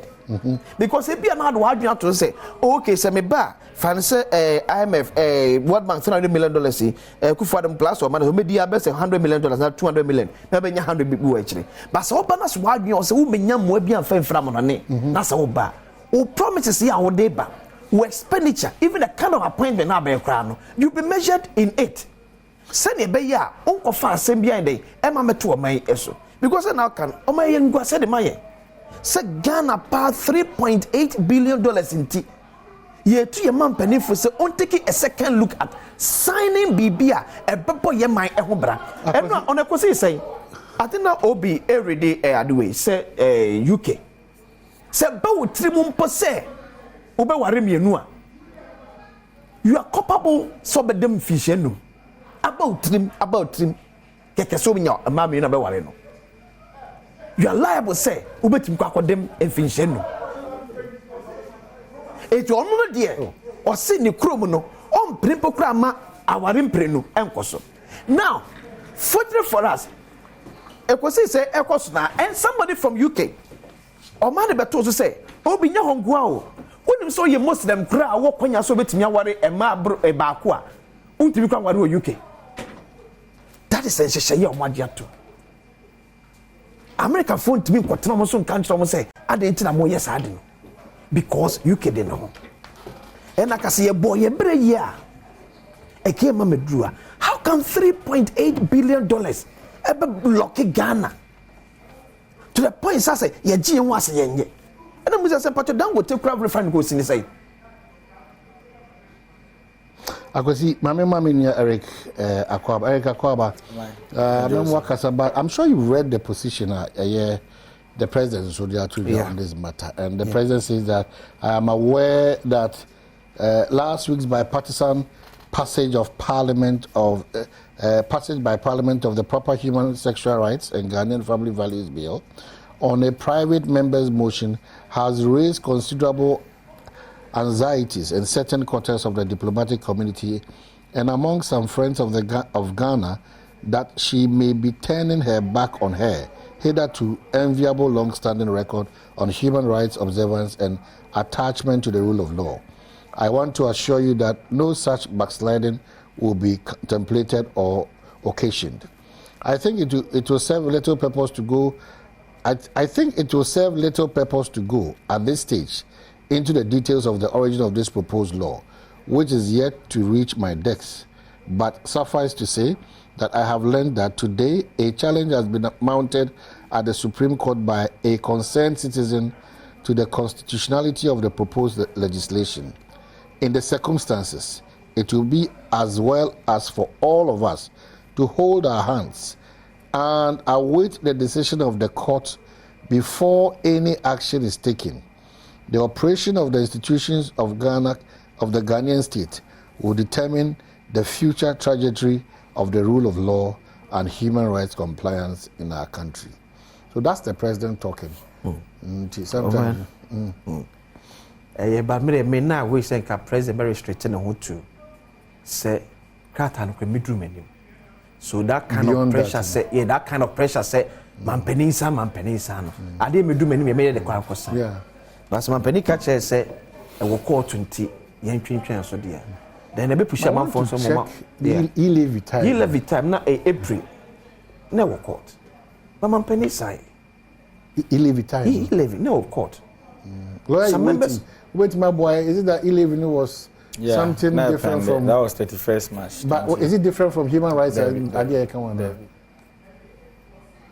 So while spending we are centered to it, we are centered. So what has changed in this? I said 11 case in the class anyway. And I okay, and So man penny the fa you say just dragging just to what is it? I want to trust the president. I was more bekan me ankasa bekum asante mampo. Say it will not be under his regime. Any Ghana beje sebi lesbianism, gayism at men. I want to trust him on that. I want to trust him. Say it's bound to happen. I say it is not under his regime, and as hard way ABC because many so percent of free abans so near kindness and mampenia or dimusu be Ghana. I want to believe say the entire over 40 years now when you're Ghana man yourself, he wants to go home with a good name. It's mampeni be ya dia Ghana for do no epe. Sesi e kese ne Ghana for do no epe no say. Lesbianism, gayism. We are no demu a obi no issue. But so person odi pia bontin na o man ne yiri ko gina aware dem ne ya ware o person be ware say bi de. Ghana for say em pesa adem. You want to believe that the NDC also believes in what they are saying now? That the NDC are taking positions here, they are and your position on more years. I did know a piano in Cantan be more as any assault their one or so. And Ben Wakasem say, Sebuma Mew, Naswada, Sadia Betch. It will be your turn. It will be your turn. One day. And if say, and there's a financial a challenge you back to a minor. Certainly, then your MPP in Track when you go see every year. A time will come and this member, any other political activities member. It is a financial restrictions that Munimo Pishamia Common. Say, Nyako also beba. It is a nene papa na woye. No way, a man yourself because a young partner also, and people also to know. Min push you a more quiet and then me feel say, at the long rebellion soon, so I was born to Ghana sooner. Pushing me then near one day. Eric, I'm sure said this battle has been back and forth. And if I'm to quote Sam Georgia, we have a lot of things to do, not only LGBTQ. Yes, very important. This is key, but a lot of things. Haman ya catch your hospital in some, your suku in some, your coin some, Mranti and Maba, where you more pena so one some. Busia crowd, Kojikran, and no many bank money back. The processes you go through, even with even the banks are pulling, they don't want to even give. Tis all compare Busia crowd, and one can say. And who at a yini, a siwani, and no crown. Just one, you're careful. You are going over 2 months. Yes. So the environment itself, and you're conducive. But, baby, I be doing all of us. We've lacked a certain principle. That's why when you are in opposition and you are talking, I go after you more than those in power. They have been in opposition before when the NDC was in power. The kind of things that they said. Until I catch you, and you're going to catch you, a party I catch you, because an NDC look at us, you need him so much on Tias. On Tias, he only the best engineer in Ghana. Our name say be just saying about actually. Still, government should come out and tell that he do so. So that is the principle that is lacking. Also, because Biaka say, "Maybe I met him about man is 50, man is 60." Omumfa ministries now. Ometia na beka 50 and 60. No munchire ministries be deputy ministers. Yeah, because we me can say Meti 60, Meti 50. Atwam ho. May 50 ministries, may 60 ministries. No, we go say 20. Now say, who tell ban so we pay. Na from nowhere no 50 na could do 180. Yeah, president go for quote ni biem. So what I say. So if we don't start tackling issues from that angle. Yeah. Na bibia da ye de be ya amanyo sema. It's going to be a problem for us. Do we confirm that now the mama not I running meter because graphic and casa assume the United said now it means that when your daily guide because there be propaganda now we in paper and was so bam now it's Jane and John and Jane JJ is that confirmed now? Graphic. Oh, graphic they are people married. So when they and I the dick and me pa watch. Yeah, me see mountain but me a poncha. Yeah, okay. Baby koche. Ti me pa cha so mountain. They toss me no me chia Ghana this year na teacher ni German notes. If you hoba nra. Member of Parliament ho ye. No ho ye Frederick. Ba ya kwan na enye. Ya kwan. So when a new minister it is a minister that TSC about your yes. Yeah. Mama Mama sorry na. President Akufo-Addo na IGP. Na National Security Minister. Ye Paul Macho. Ade. Tension na e basampa no. Yes. The chieftaincy problem. I came yesterday. And there uti ufia yitimi bra ho na yetututu. I said this thing several times. And Who the trust yet? Jibril trust yet? You the trust? The air cost no. Sampa. Yes. Hey, I came yesterday. The air cost no. The air cost no. I'm paying for quite more handle issue. You should be very careful. Now it is so dangerous. Okay, I start here one time now. We could see some message. That means you couldn't read because and what a sample be shiny fiat in a store needs sanity to. It is so dangerous. It's your best. Tell me back. Oh, yeah, see. I'm for now. Judy, but what some passes here? Yeah. Yet we didn't come here. It was situation. What some passes here, but you'll just be truthful to Ghana, not to MPP or to NDC. Be very truthful. So as somebody this year now you are danger free, and now I hope or sampa. Now you are danger free. Now so be no man yourself. JJ. Also on call Casano, or they are said they to national security, the IGP, and one a team man was a call fashion. So man no man to an amount. So what sampa number there 0302 211 701 equity 4. What sampa? And now free sampa the ebo man the cost also. A dear for you and a dear and some no more catcher. So some pass you know at the say a dear Namani Basa. It is 0302 211 701 equity 4. So Boyemukakra, what is the genesis? What was it about chieftaincy? But I have no interest in whether family A or family B. My interest a peace na here district or no. When you say the whole Ghana, Oka district, a cashew business. That's my district, German of Sampa to be precise. Now, ever since this chieftaincy issue, it created a lot of mess in the district. The entire main patch on the national security and the police service, you are there as peace officers. Don't take side. Whether A or B, they are there. Me the share or and but I made the say go there as peace officers and let peace prevail. But they are not there already. They are there, but they are biased. I don't want to go into the matter. They are biased. More operations. Okay, yes. Okay, I said day na you come nipa na that was the day na me tested one.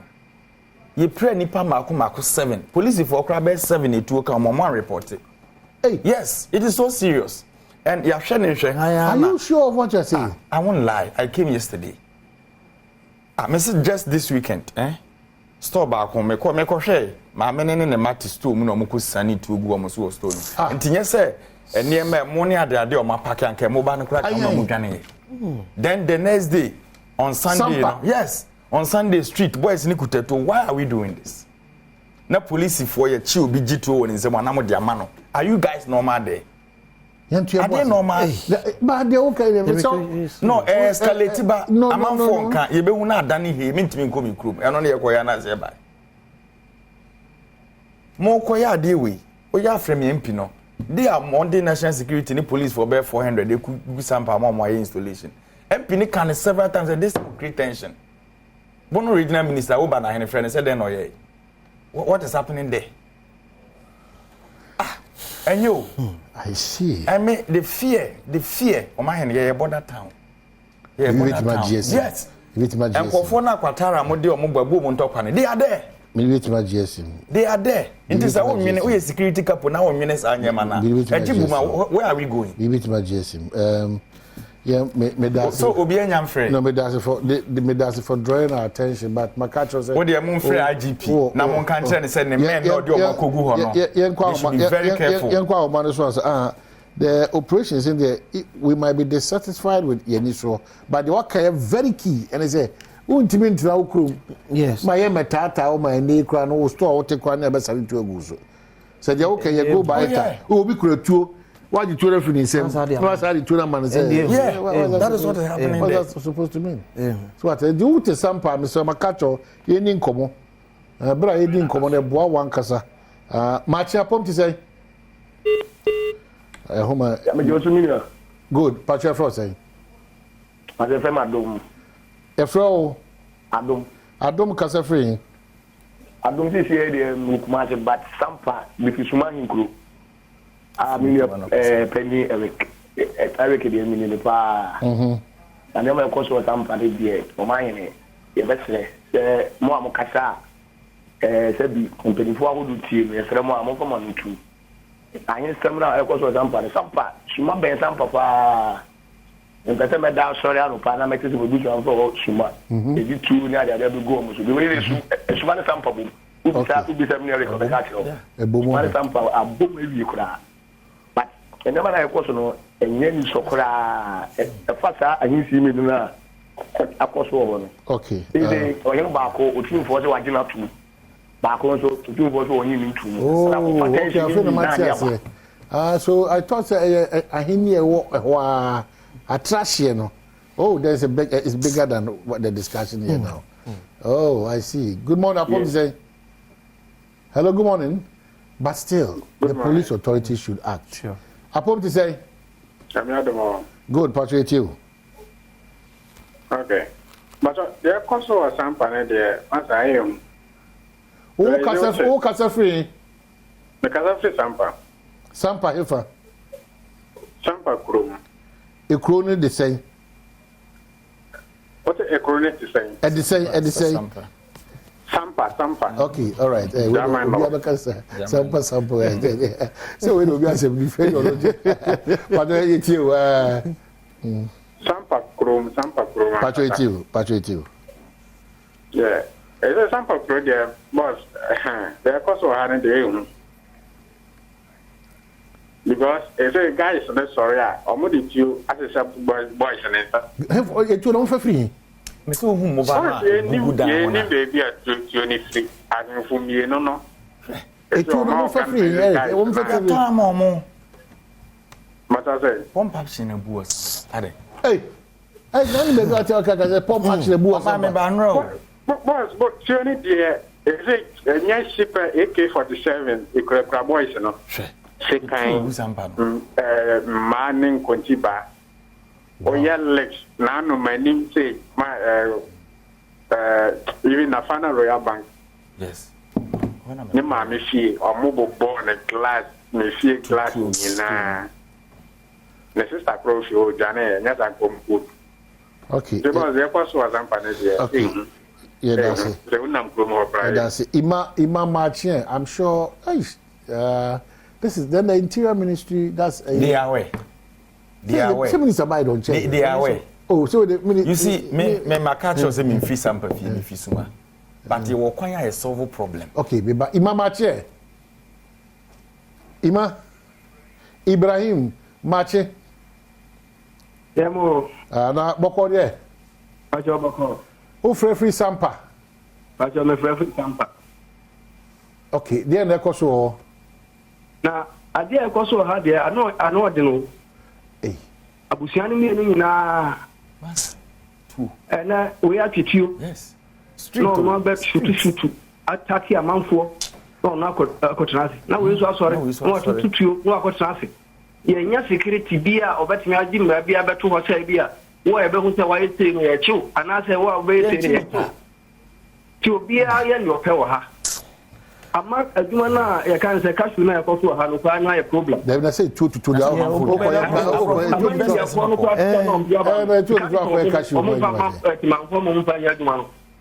Tina ma ha ya basa enyo pe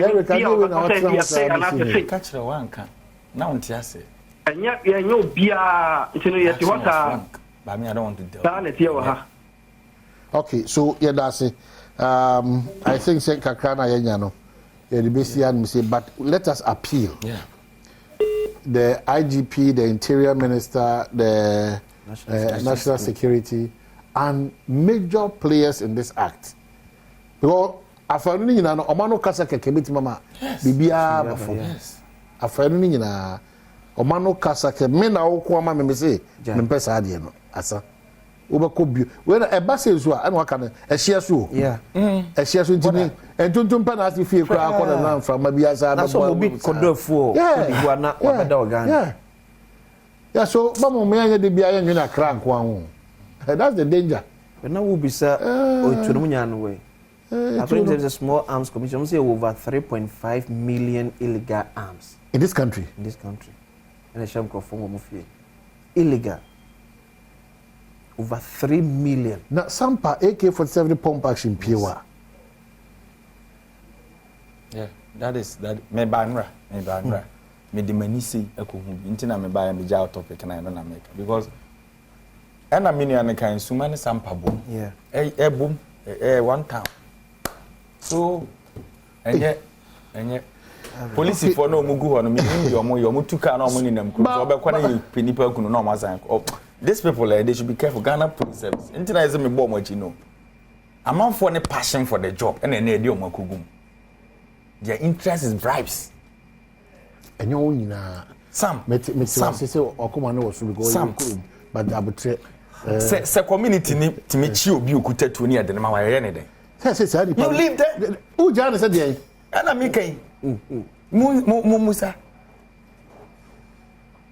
the cost wo no we are na president abeka kire say national security e ka ye bone boko na mo sha asia next this year o man no moka e be dey na me metimi akomikru me na na e ko 90 years obe fine o de ye nhwe de nyame be alright mo party muti say party mo nya chusu jane there be ye nyanyi bia na we one pa na be so be oh there be say flag bearer be kasa nyame ya adoma Wednesday Thursday on party for no nhia mu di de ho bia betodwa nse de tie ni say edufo ne erikopoku ne Julius Debra ene de komje ane me me bi ho me kwa na mfa wo okay, so Joyce Bawa Muktari just tweeted, why Professor Nana Opoku-Agyeman remains the perfect pick for Mahama. No, in the corner now. Okay, me hear net my banam person me raise. Why Eric Opoku continues to be the best running mate in times like this for a year Mahama, a year treaty. How you call it down? I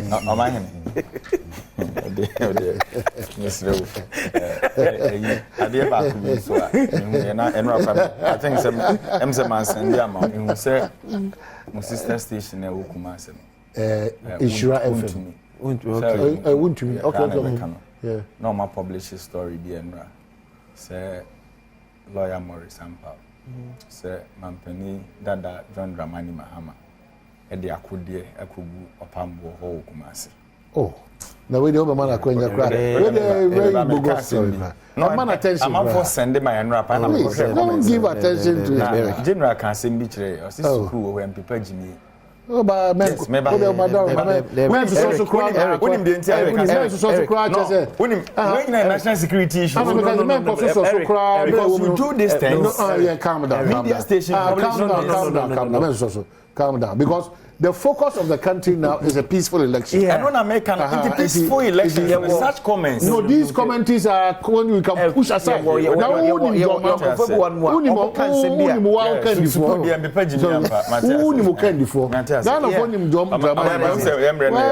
quickly on LGBTQ plus. Ghana for your position is same. And I'm a now near Kwasikan. Those economic factors now move reasoning in Nipa in the economy and money economy. Se Ghana ya amanfo so nka ya nwene economy bia ho e na oman bia na ewo wiase na wona fapem ne bobrede opene dia ompe oba Africa dodo na ye mamre ye values cultural value ne moral say sa be man be me da oba ne oba sa agudie ne yenyentum ama oman yes that you said something say bia ye wo position tin na you take that position no that is not that ye o hwefi Professor Mills he was clear. Say or no, see people. Say ye tintontan ye de cry so. He was the leader of our party then. His Excellency John Dramani Mahama was the leader of the party. A being no say me Assemblies of God ni ba mapa. Ya me ye Christo ni. Intimi so ne en so chana. So that is the position of my party. So don't be surprised to say private member bill no mo initiate ye no. Almost 98% of MPs now more champion the course they belong to our side. You name the economic issues but there was a Ghana for you know when they say economic issues now ye can no. Ya na manage economy. Already now abaya launch Ghana beyond aid. There as nyina say ye pe Ghana ya be depend on ourselves. Ya independent will be so. Into your maya you see a proud nation. Ya launch Ghana beyond aid. Na ye tena kuruma hyemra ma ye manya tumpon ane ya kan kire say ye hyemra na edi ma are we reasonable enough? What sort of people are we dealing with? And President Akufo-Addo fully supports this act. You know why I'm saying so? The comment from day one till date, you could see say papa no of wow so. The trigger this debate was when he went to UK. Okoka said pressure be anyama kruma nkofo started pressure. And the BCC signboard that say omoko high down water. So you taught them the way. My edina yentimi mobo aban we mun penifo bi mu a omode omo hihye medina yentimi mobo. Can you dare me? Obetnya challenge me. Even office of the president, ye wakuku da omo ye involved, but obeka se mamenka. Go to National Service Secretariat. Sa buy one or two on me money din. Messages on my phone. And kwado omo ye National Service or dig gay sem no tata omo ho. And was sad no ku Ghana football. We there. My body. Me say me mode for you. I am serious as a Ghanaian. I can give you enough evidence. But the person catch President Akufo-Addo say, "Ye the 11 the court. You sat in this country and sign. Say we should pay taxes." And then you are showing Ghanaians the way say you can go to court. Ghana ni ben na court. Afenyo Markens address media no follow ne kasa ni ba. Or kasa here to the sense or catch the media for no class mu you credit in court. So they are showing people the way what to do to block the bill. Namo munye greedy ni hypocrite ni ade. I don't know what Mrashibedwa fear speaker ka say wa won support to original no. I mean anta finance minister no ni hobi. Or sorry. Abena say asari minister of state or finance or sorry. Minu Penny John Kuma sorry. All these people were there. Obia so support it. Ye pia bonti anamo mako Ghana for this game park in Brandabel. Is it not more than these guys are so corrupt. Yanko game park. They are more minute that is the movie in Yankwa.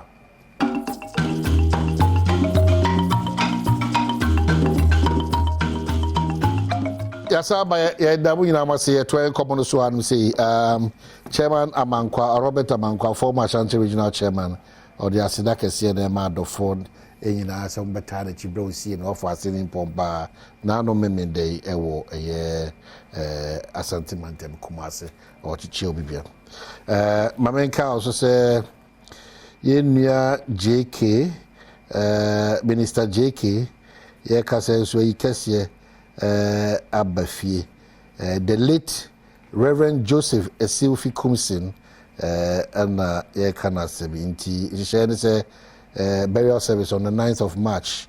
Yanyamiadma, Nauchewe, our Miracle Rock Church International, Bubu Ashikable and Wireless, a whole Anabeko Shanopano, which Pepe, Nafi Yakopene Krabia, Ewo Abusia, Esi, Ewo Jokwai, Ewo Cape Coast, Nafi. And I see a Sumana Baso on the 10th of March, because here they NBA, Miracle Rock Church International. And they could 4 power charge, you know, Reverend Mrs. Hannah Akushika Ado Kumsin, and also idea, also with Mano, Papa Nisaki, Ernestina Saki, Joseph Kumsin, JK Takwa Aboso, Mrs. Josephine Efuasam Kumasi, Cindy, Ima Kumsin, Germany, and Edward Kumsin, and so Ewonkran. Nanamusu diso, and I Enseonomusu idiso, na Ebusiane, one is your monaso, Ebusapenya Mohammed, and Kobna Draman, Shami Karim, Kobna Isaka, Idrisu Kwame Dankwa, one in our FSA, Yabekwa Kope, the late Reverend Joseph Esilfi Kumsin, the Krabia Kamakama. According to Rusha, say on the 9th. Na we on the 10th of this March. Now here a day anyway. So you're back. Erica J. Ewa hasa so na miaminia akwasinsia and so on the brighter side of life, we knew akwasinsia and then who can you that na osha. Odene ho ne yirabe. Odene yirabe abatu. Odene yirabe to social media. Umu coast to adwuma na oye. Oba fish be afun fam yere ho no didn't say I say he was school here e gira flowers see picture no oh didn't say be school here o ja kwasi titi picture part we can say so Mrs. Avishapa happy birthday wadaroma because sometimes if you fear him match no me ensa obehu ya na edin be na otwa na otwi me no enye adwumaketwa you know nti edamo asese mo boy achidom especially through prayers na mokoso edoyen no it doesn't matter ya home ya eti ye ho amtipa wo ye ho dia amtipa papa me make me there that 1st April Nko am yere birthday na April Fool. We wish you all the best. We pray say ba wa de ne beti magina e onyame mu. Eric, so we are back to business. Say no. Who heard your mind say dem to TC call and they wo hwa kwansem oni okohwe eye maburu so me say na no da na ka say maburu a omunya adwuma nya no emu pagya na pagya. Mo nhihye mu a mo pese e to abama mo no. Wo akwanya bi a mo be sachira sisemu ama say ho be hare kakra na. O my me das.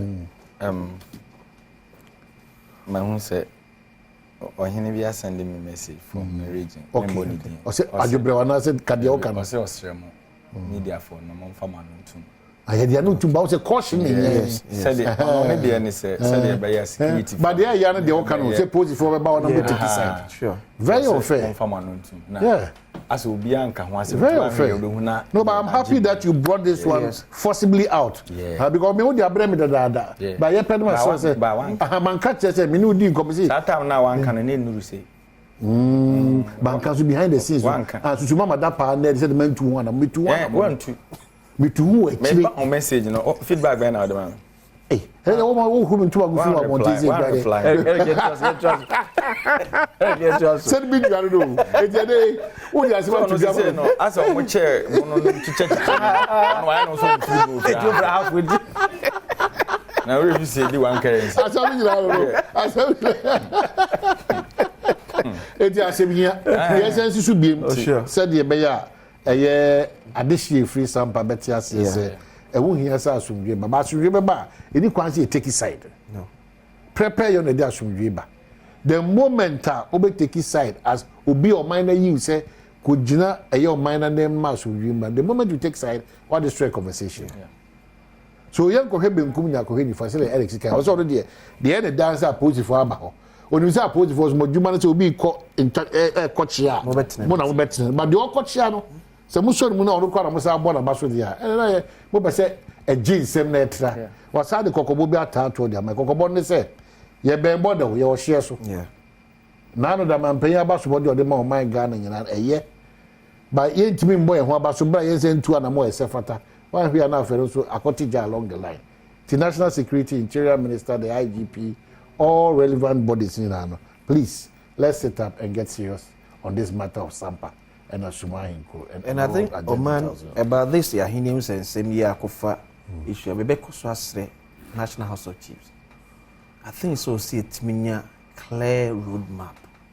Be a bit me actually the succession plan of Akunye be a walk your mind in.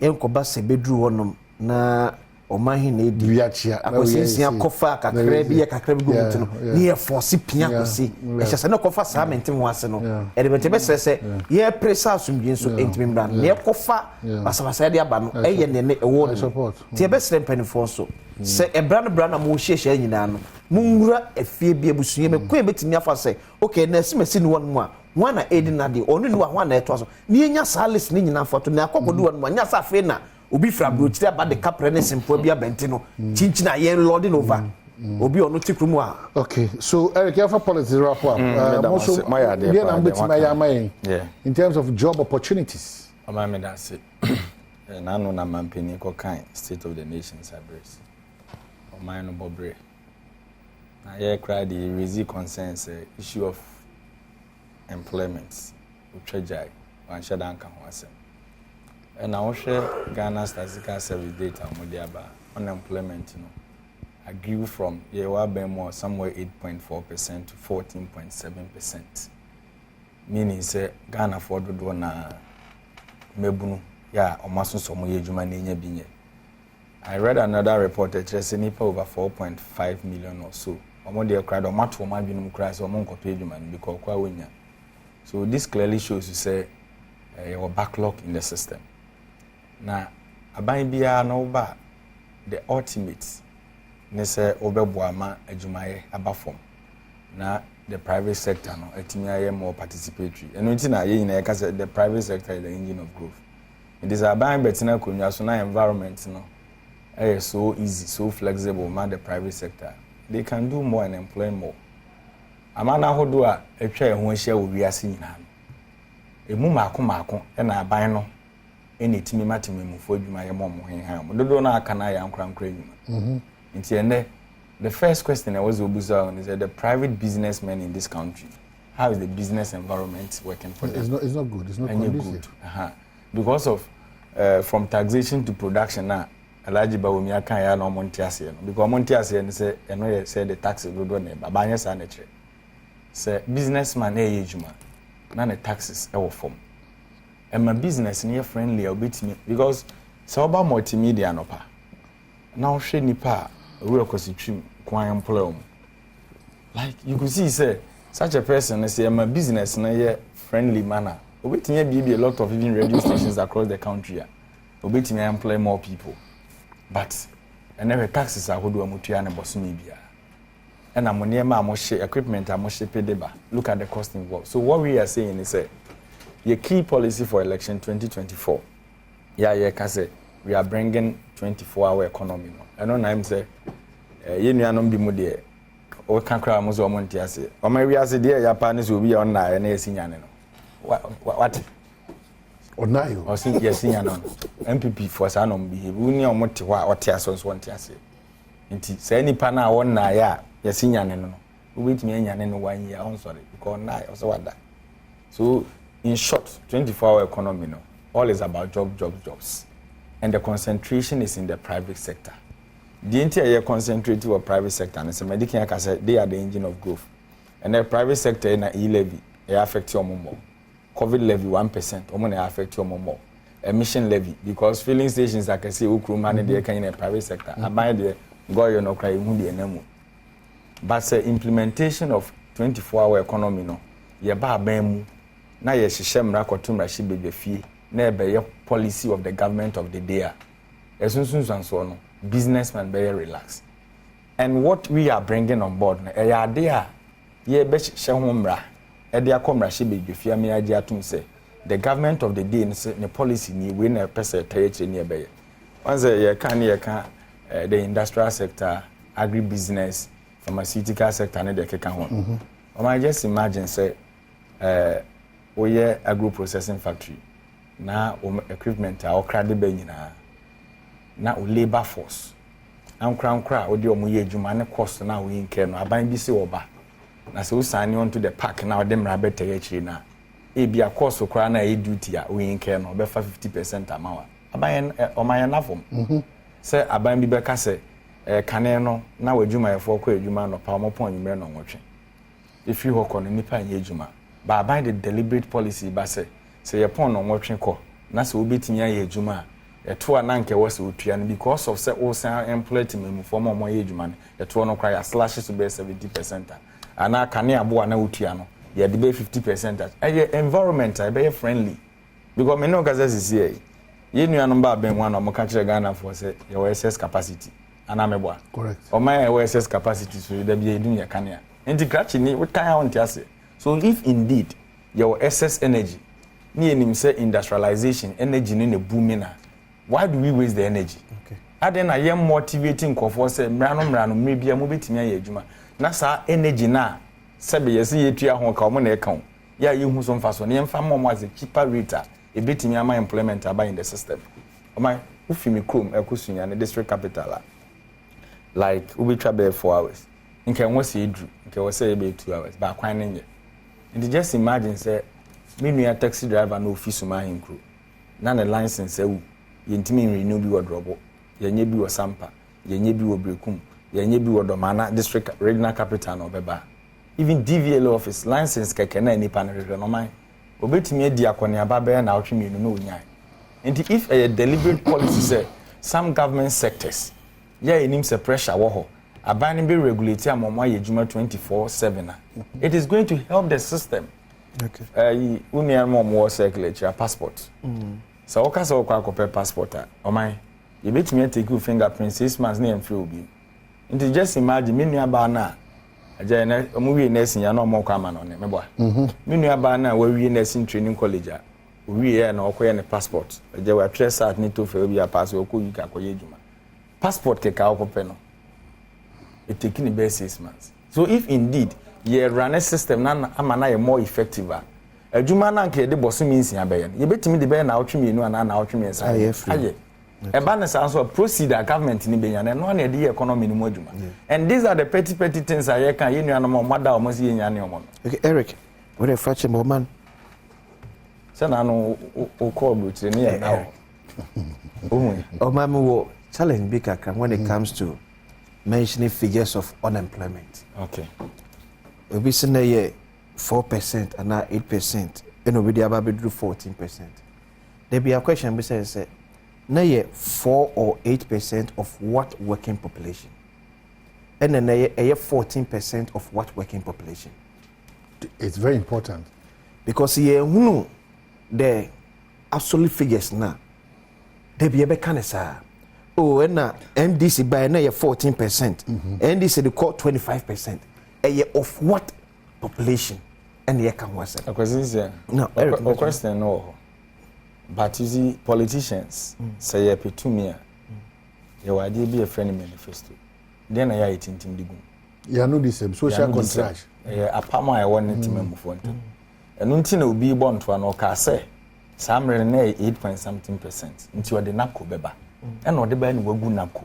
It is uncle that maybe most of the time. Your analysis now, I get the arguments where you are driving us to. I get the whole argument. But the issue is that might be about to resolve a problem or make creative income. Into whether the population is growing or not, the obligation of the government of the day and the owners a Ghana population economy. And until our main driver almost in industrialization. Bomba industry agree how many percent? Okay. So if indeed or policy no a reflect a nipa brabo is shooting it down. The idea we can make and say, and now banks who are creating Numa, base 2.1 million. Over $1 million. The woman can create 5.1 over $1 million. Figure. You have that. $1 million. Omudi can create 5.1 million. Everything is here. When we do that, we don't get any problem. I am no. We are having a problem. Yeah, Obi atena kunya so mfienso. Ye be kan answer ma kwabe na sante se ku pen so kra. What would they mention? There's a principle that we all have to abide. Yeah. Says our principle here Juma. Yes, 17th time to a year IMF. Again discuss 3.8 billion was saying. Will be threatening to the extent that shamefully enough finance ministry also and your money will be very shameful, very bad. If I had any question, social crowd to any level, say as a minor, why are you distancing the finance ministry from the government? No. Then you don't so because what track of mama executive no crowd no, and I'm because it's Omukoshia and you catch I mean on your cabinet member. Oh, sequential in a banana. Odeti Jim ran it no. Speaker di can some months ago so on pass sorry. Obi antimi ansori. Na no ye your mu ina na. Let's speak approach the way me no answer. Odeti, on sorry say. Me no be that. That was speak approach. One sorry. Who feel what na finance ministry. No one my friend na tro krata dia. Ye tro krata na ba ya na president so issue statement say asem wo. Ye nhwe ko. Ye ya na majority leaders in parliament say mo kro bi betimi akokot.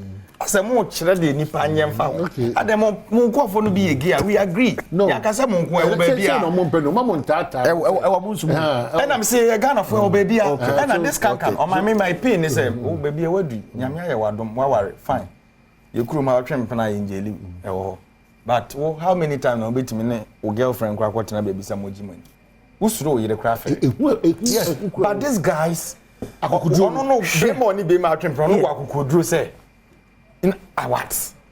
And you are telling me say such a person ye nya na community no ono mo ni mani wu anka bebi anipa wo no mo pe opa man nko presume la yu adwuma mo ani ye oba obeye sa community na mo kan social sentence na say for distance them from the people now market to ano sa book bi na Ghana Education Service curriculum no mo de ba no mo chess yes sa krata no say ba ya me ba say ba ya e na obaketo na wo we wo no kokenkan ya na onkusua practical sema. So, what more can say? And sentencing them, jailing them is not the remedy. If you leave them in the system, the impact they will make will be serious. You know. So why money rehabilitation? Yeah, hold on, money rehab. Master Jade Okano. Hey, Mameka, Nipa Boni the Enso so. Ade na nkofo ne ye no 3 point something billion no mo kana daate yare ye betie sikruma wotumutumu sika we betinya so more than 3 points sika be na aban we nya wa aban mu a enne obeka kire se ye kusan mra na sika we ma amane ye bewu ayenwu why already yade ye wo see anu nso share so what are they telling us sika we ba half be corruption e be ko motom because until that pa mo dem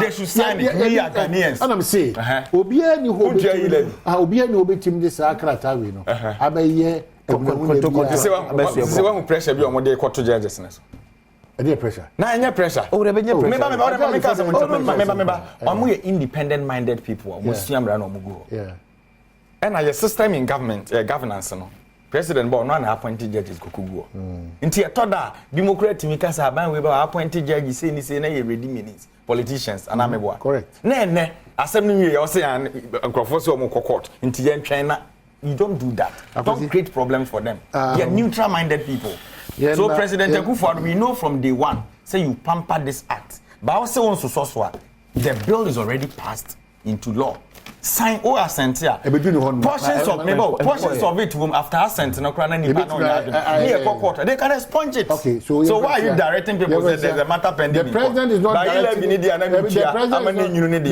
was pending in court you signed don't also put out those na say you know the president is not directing anybody to go to court na statement na one kind o si what say o ti penny mu dia tete sem na ye adwuma now Kroma mathematics na dey now mathematics na say tie kwasa say Audrey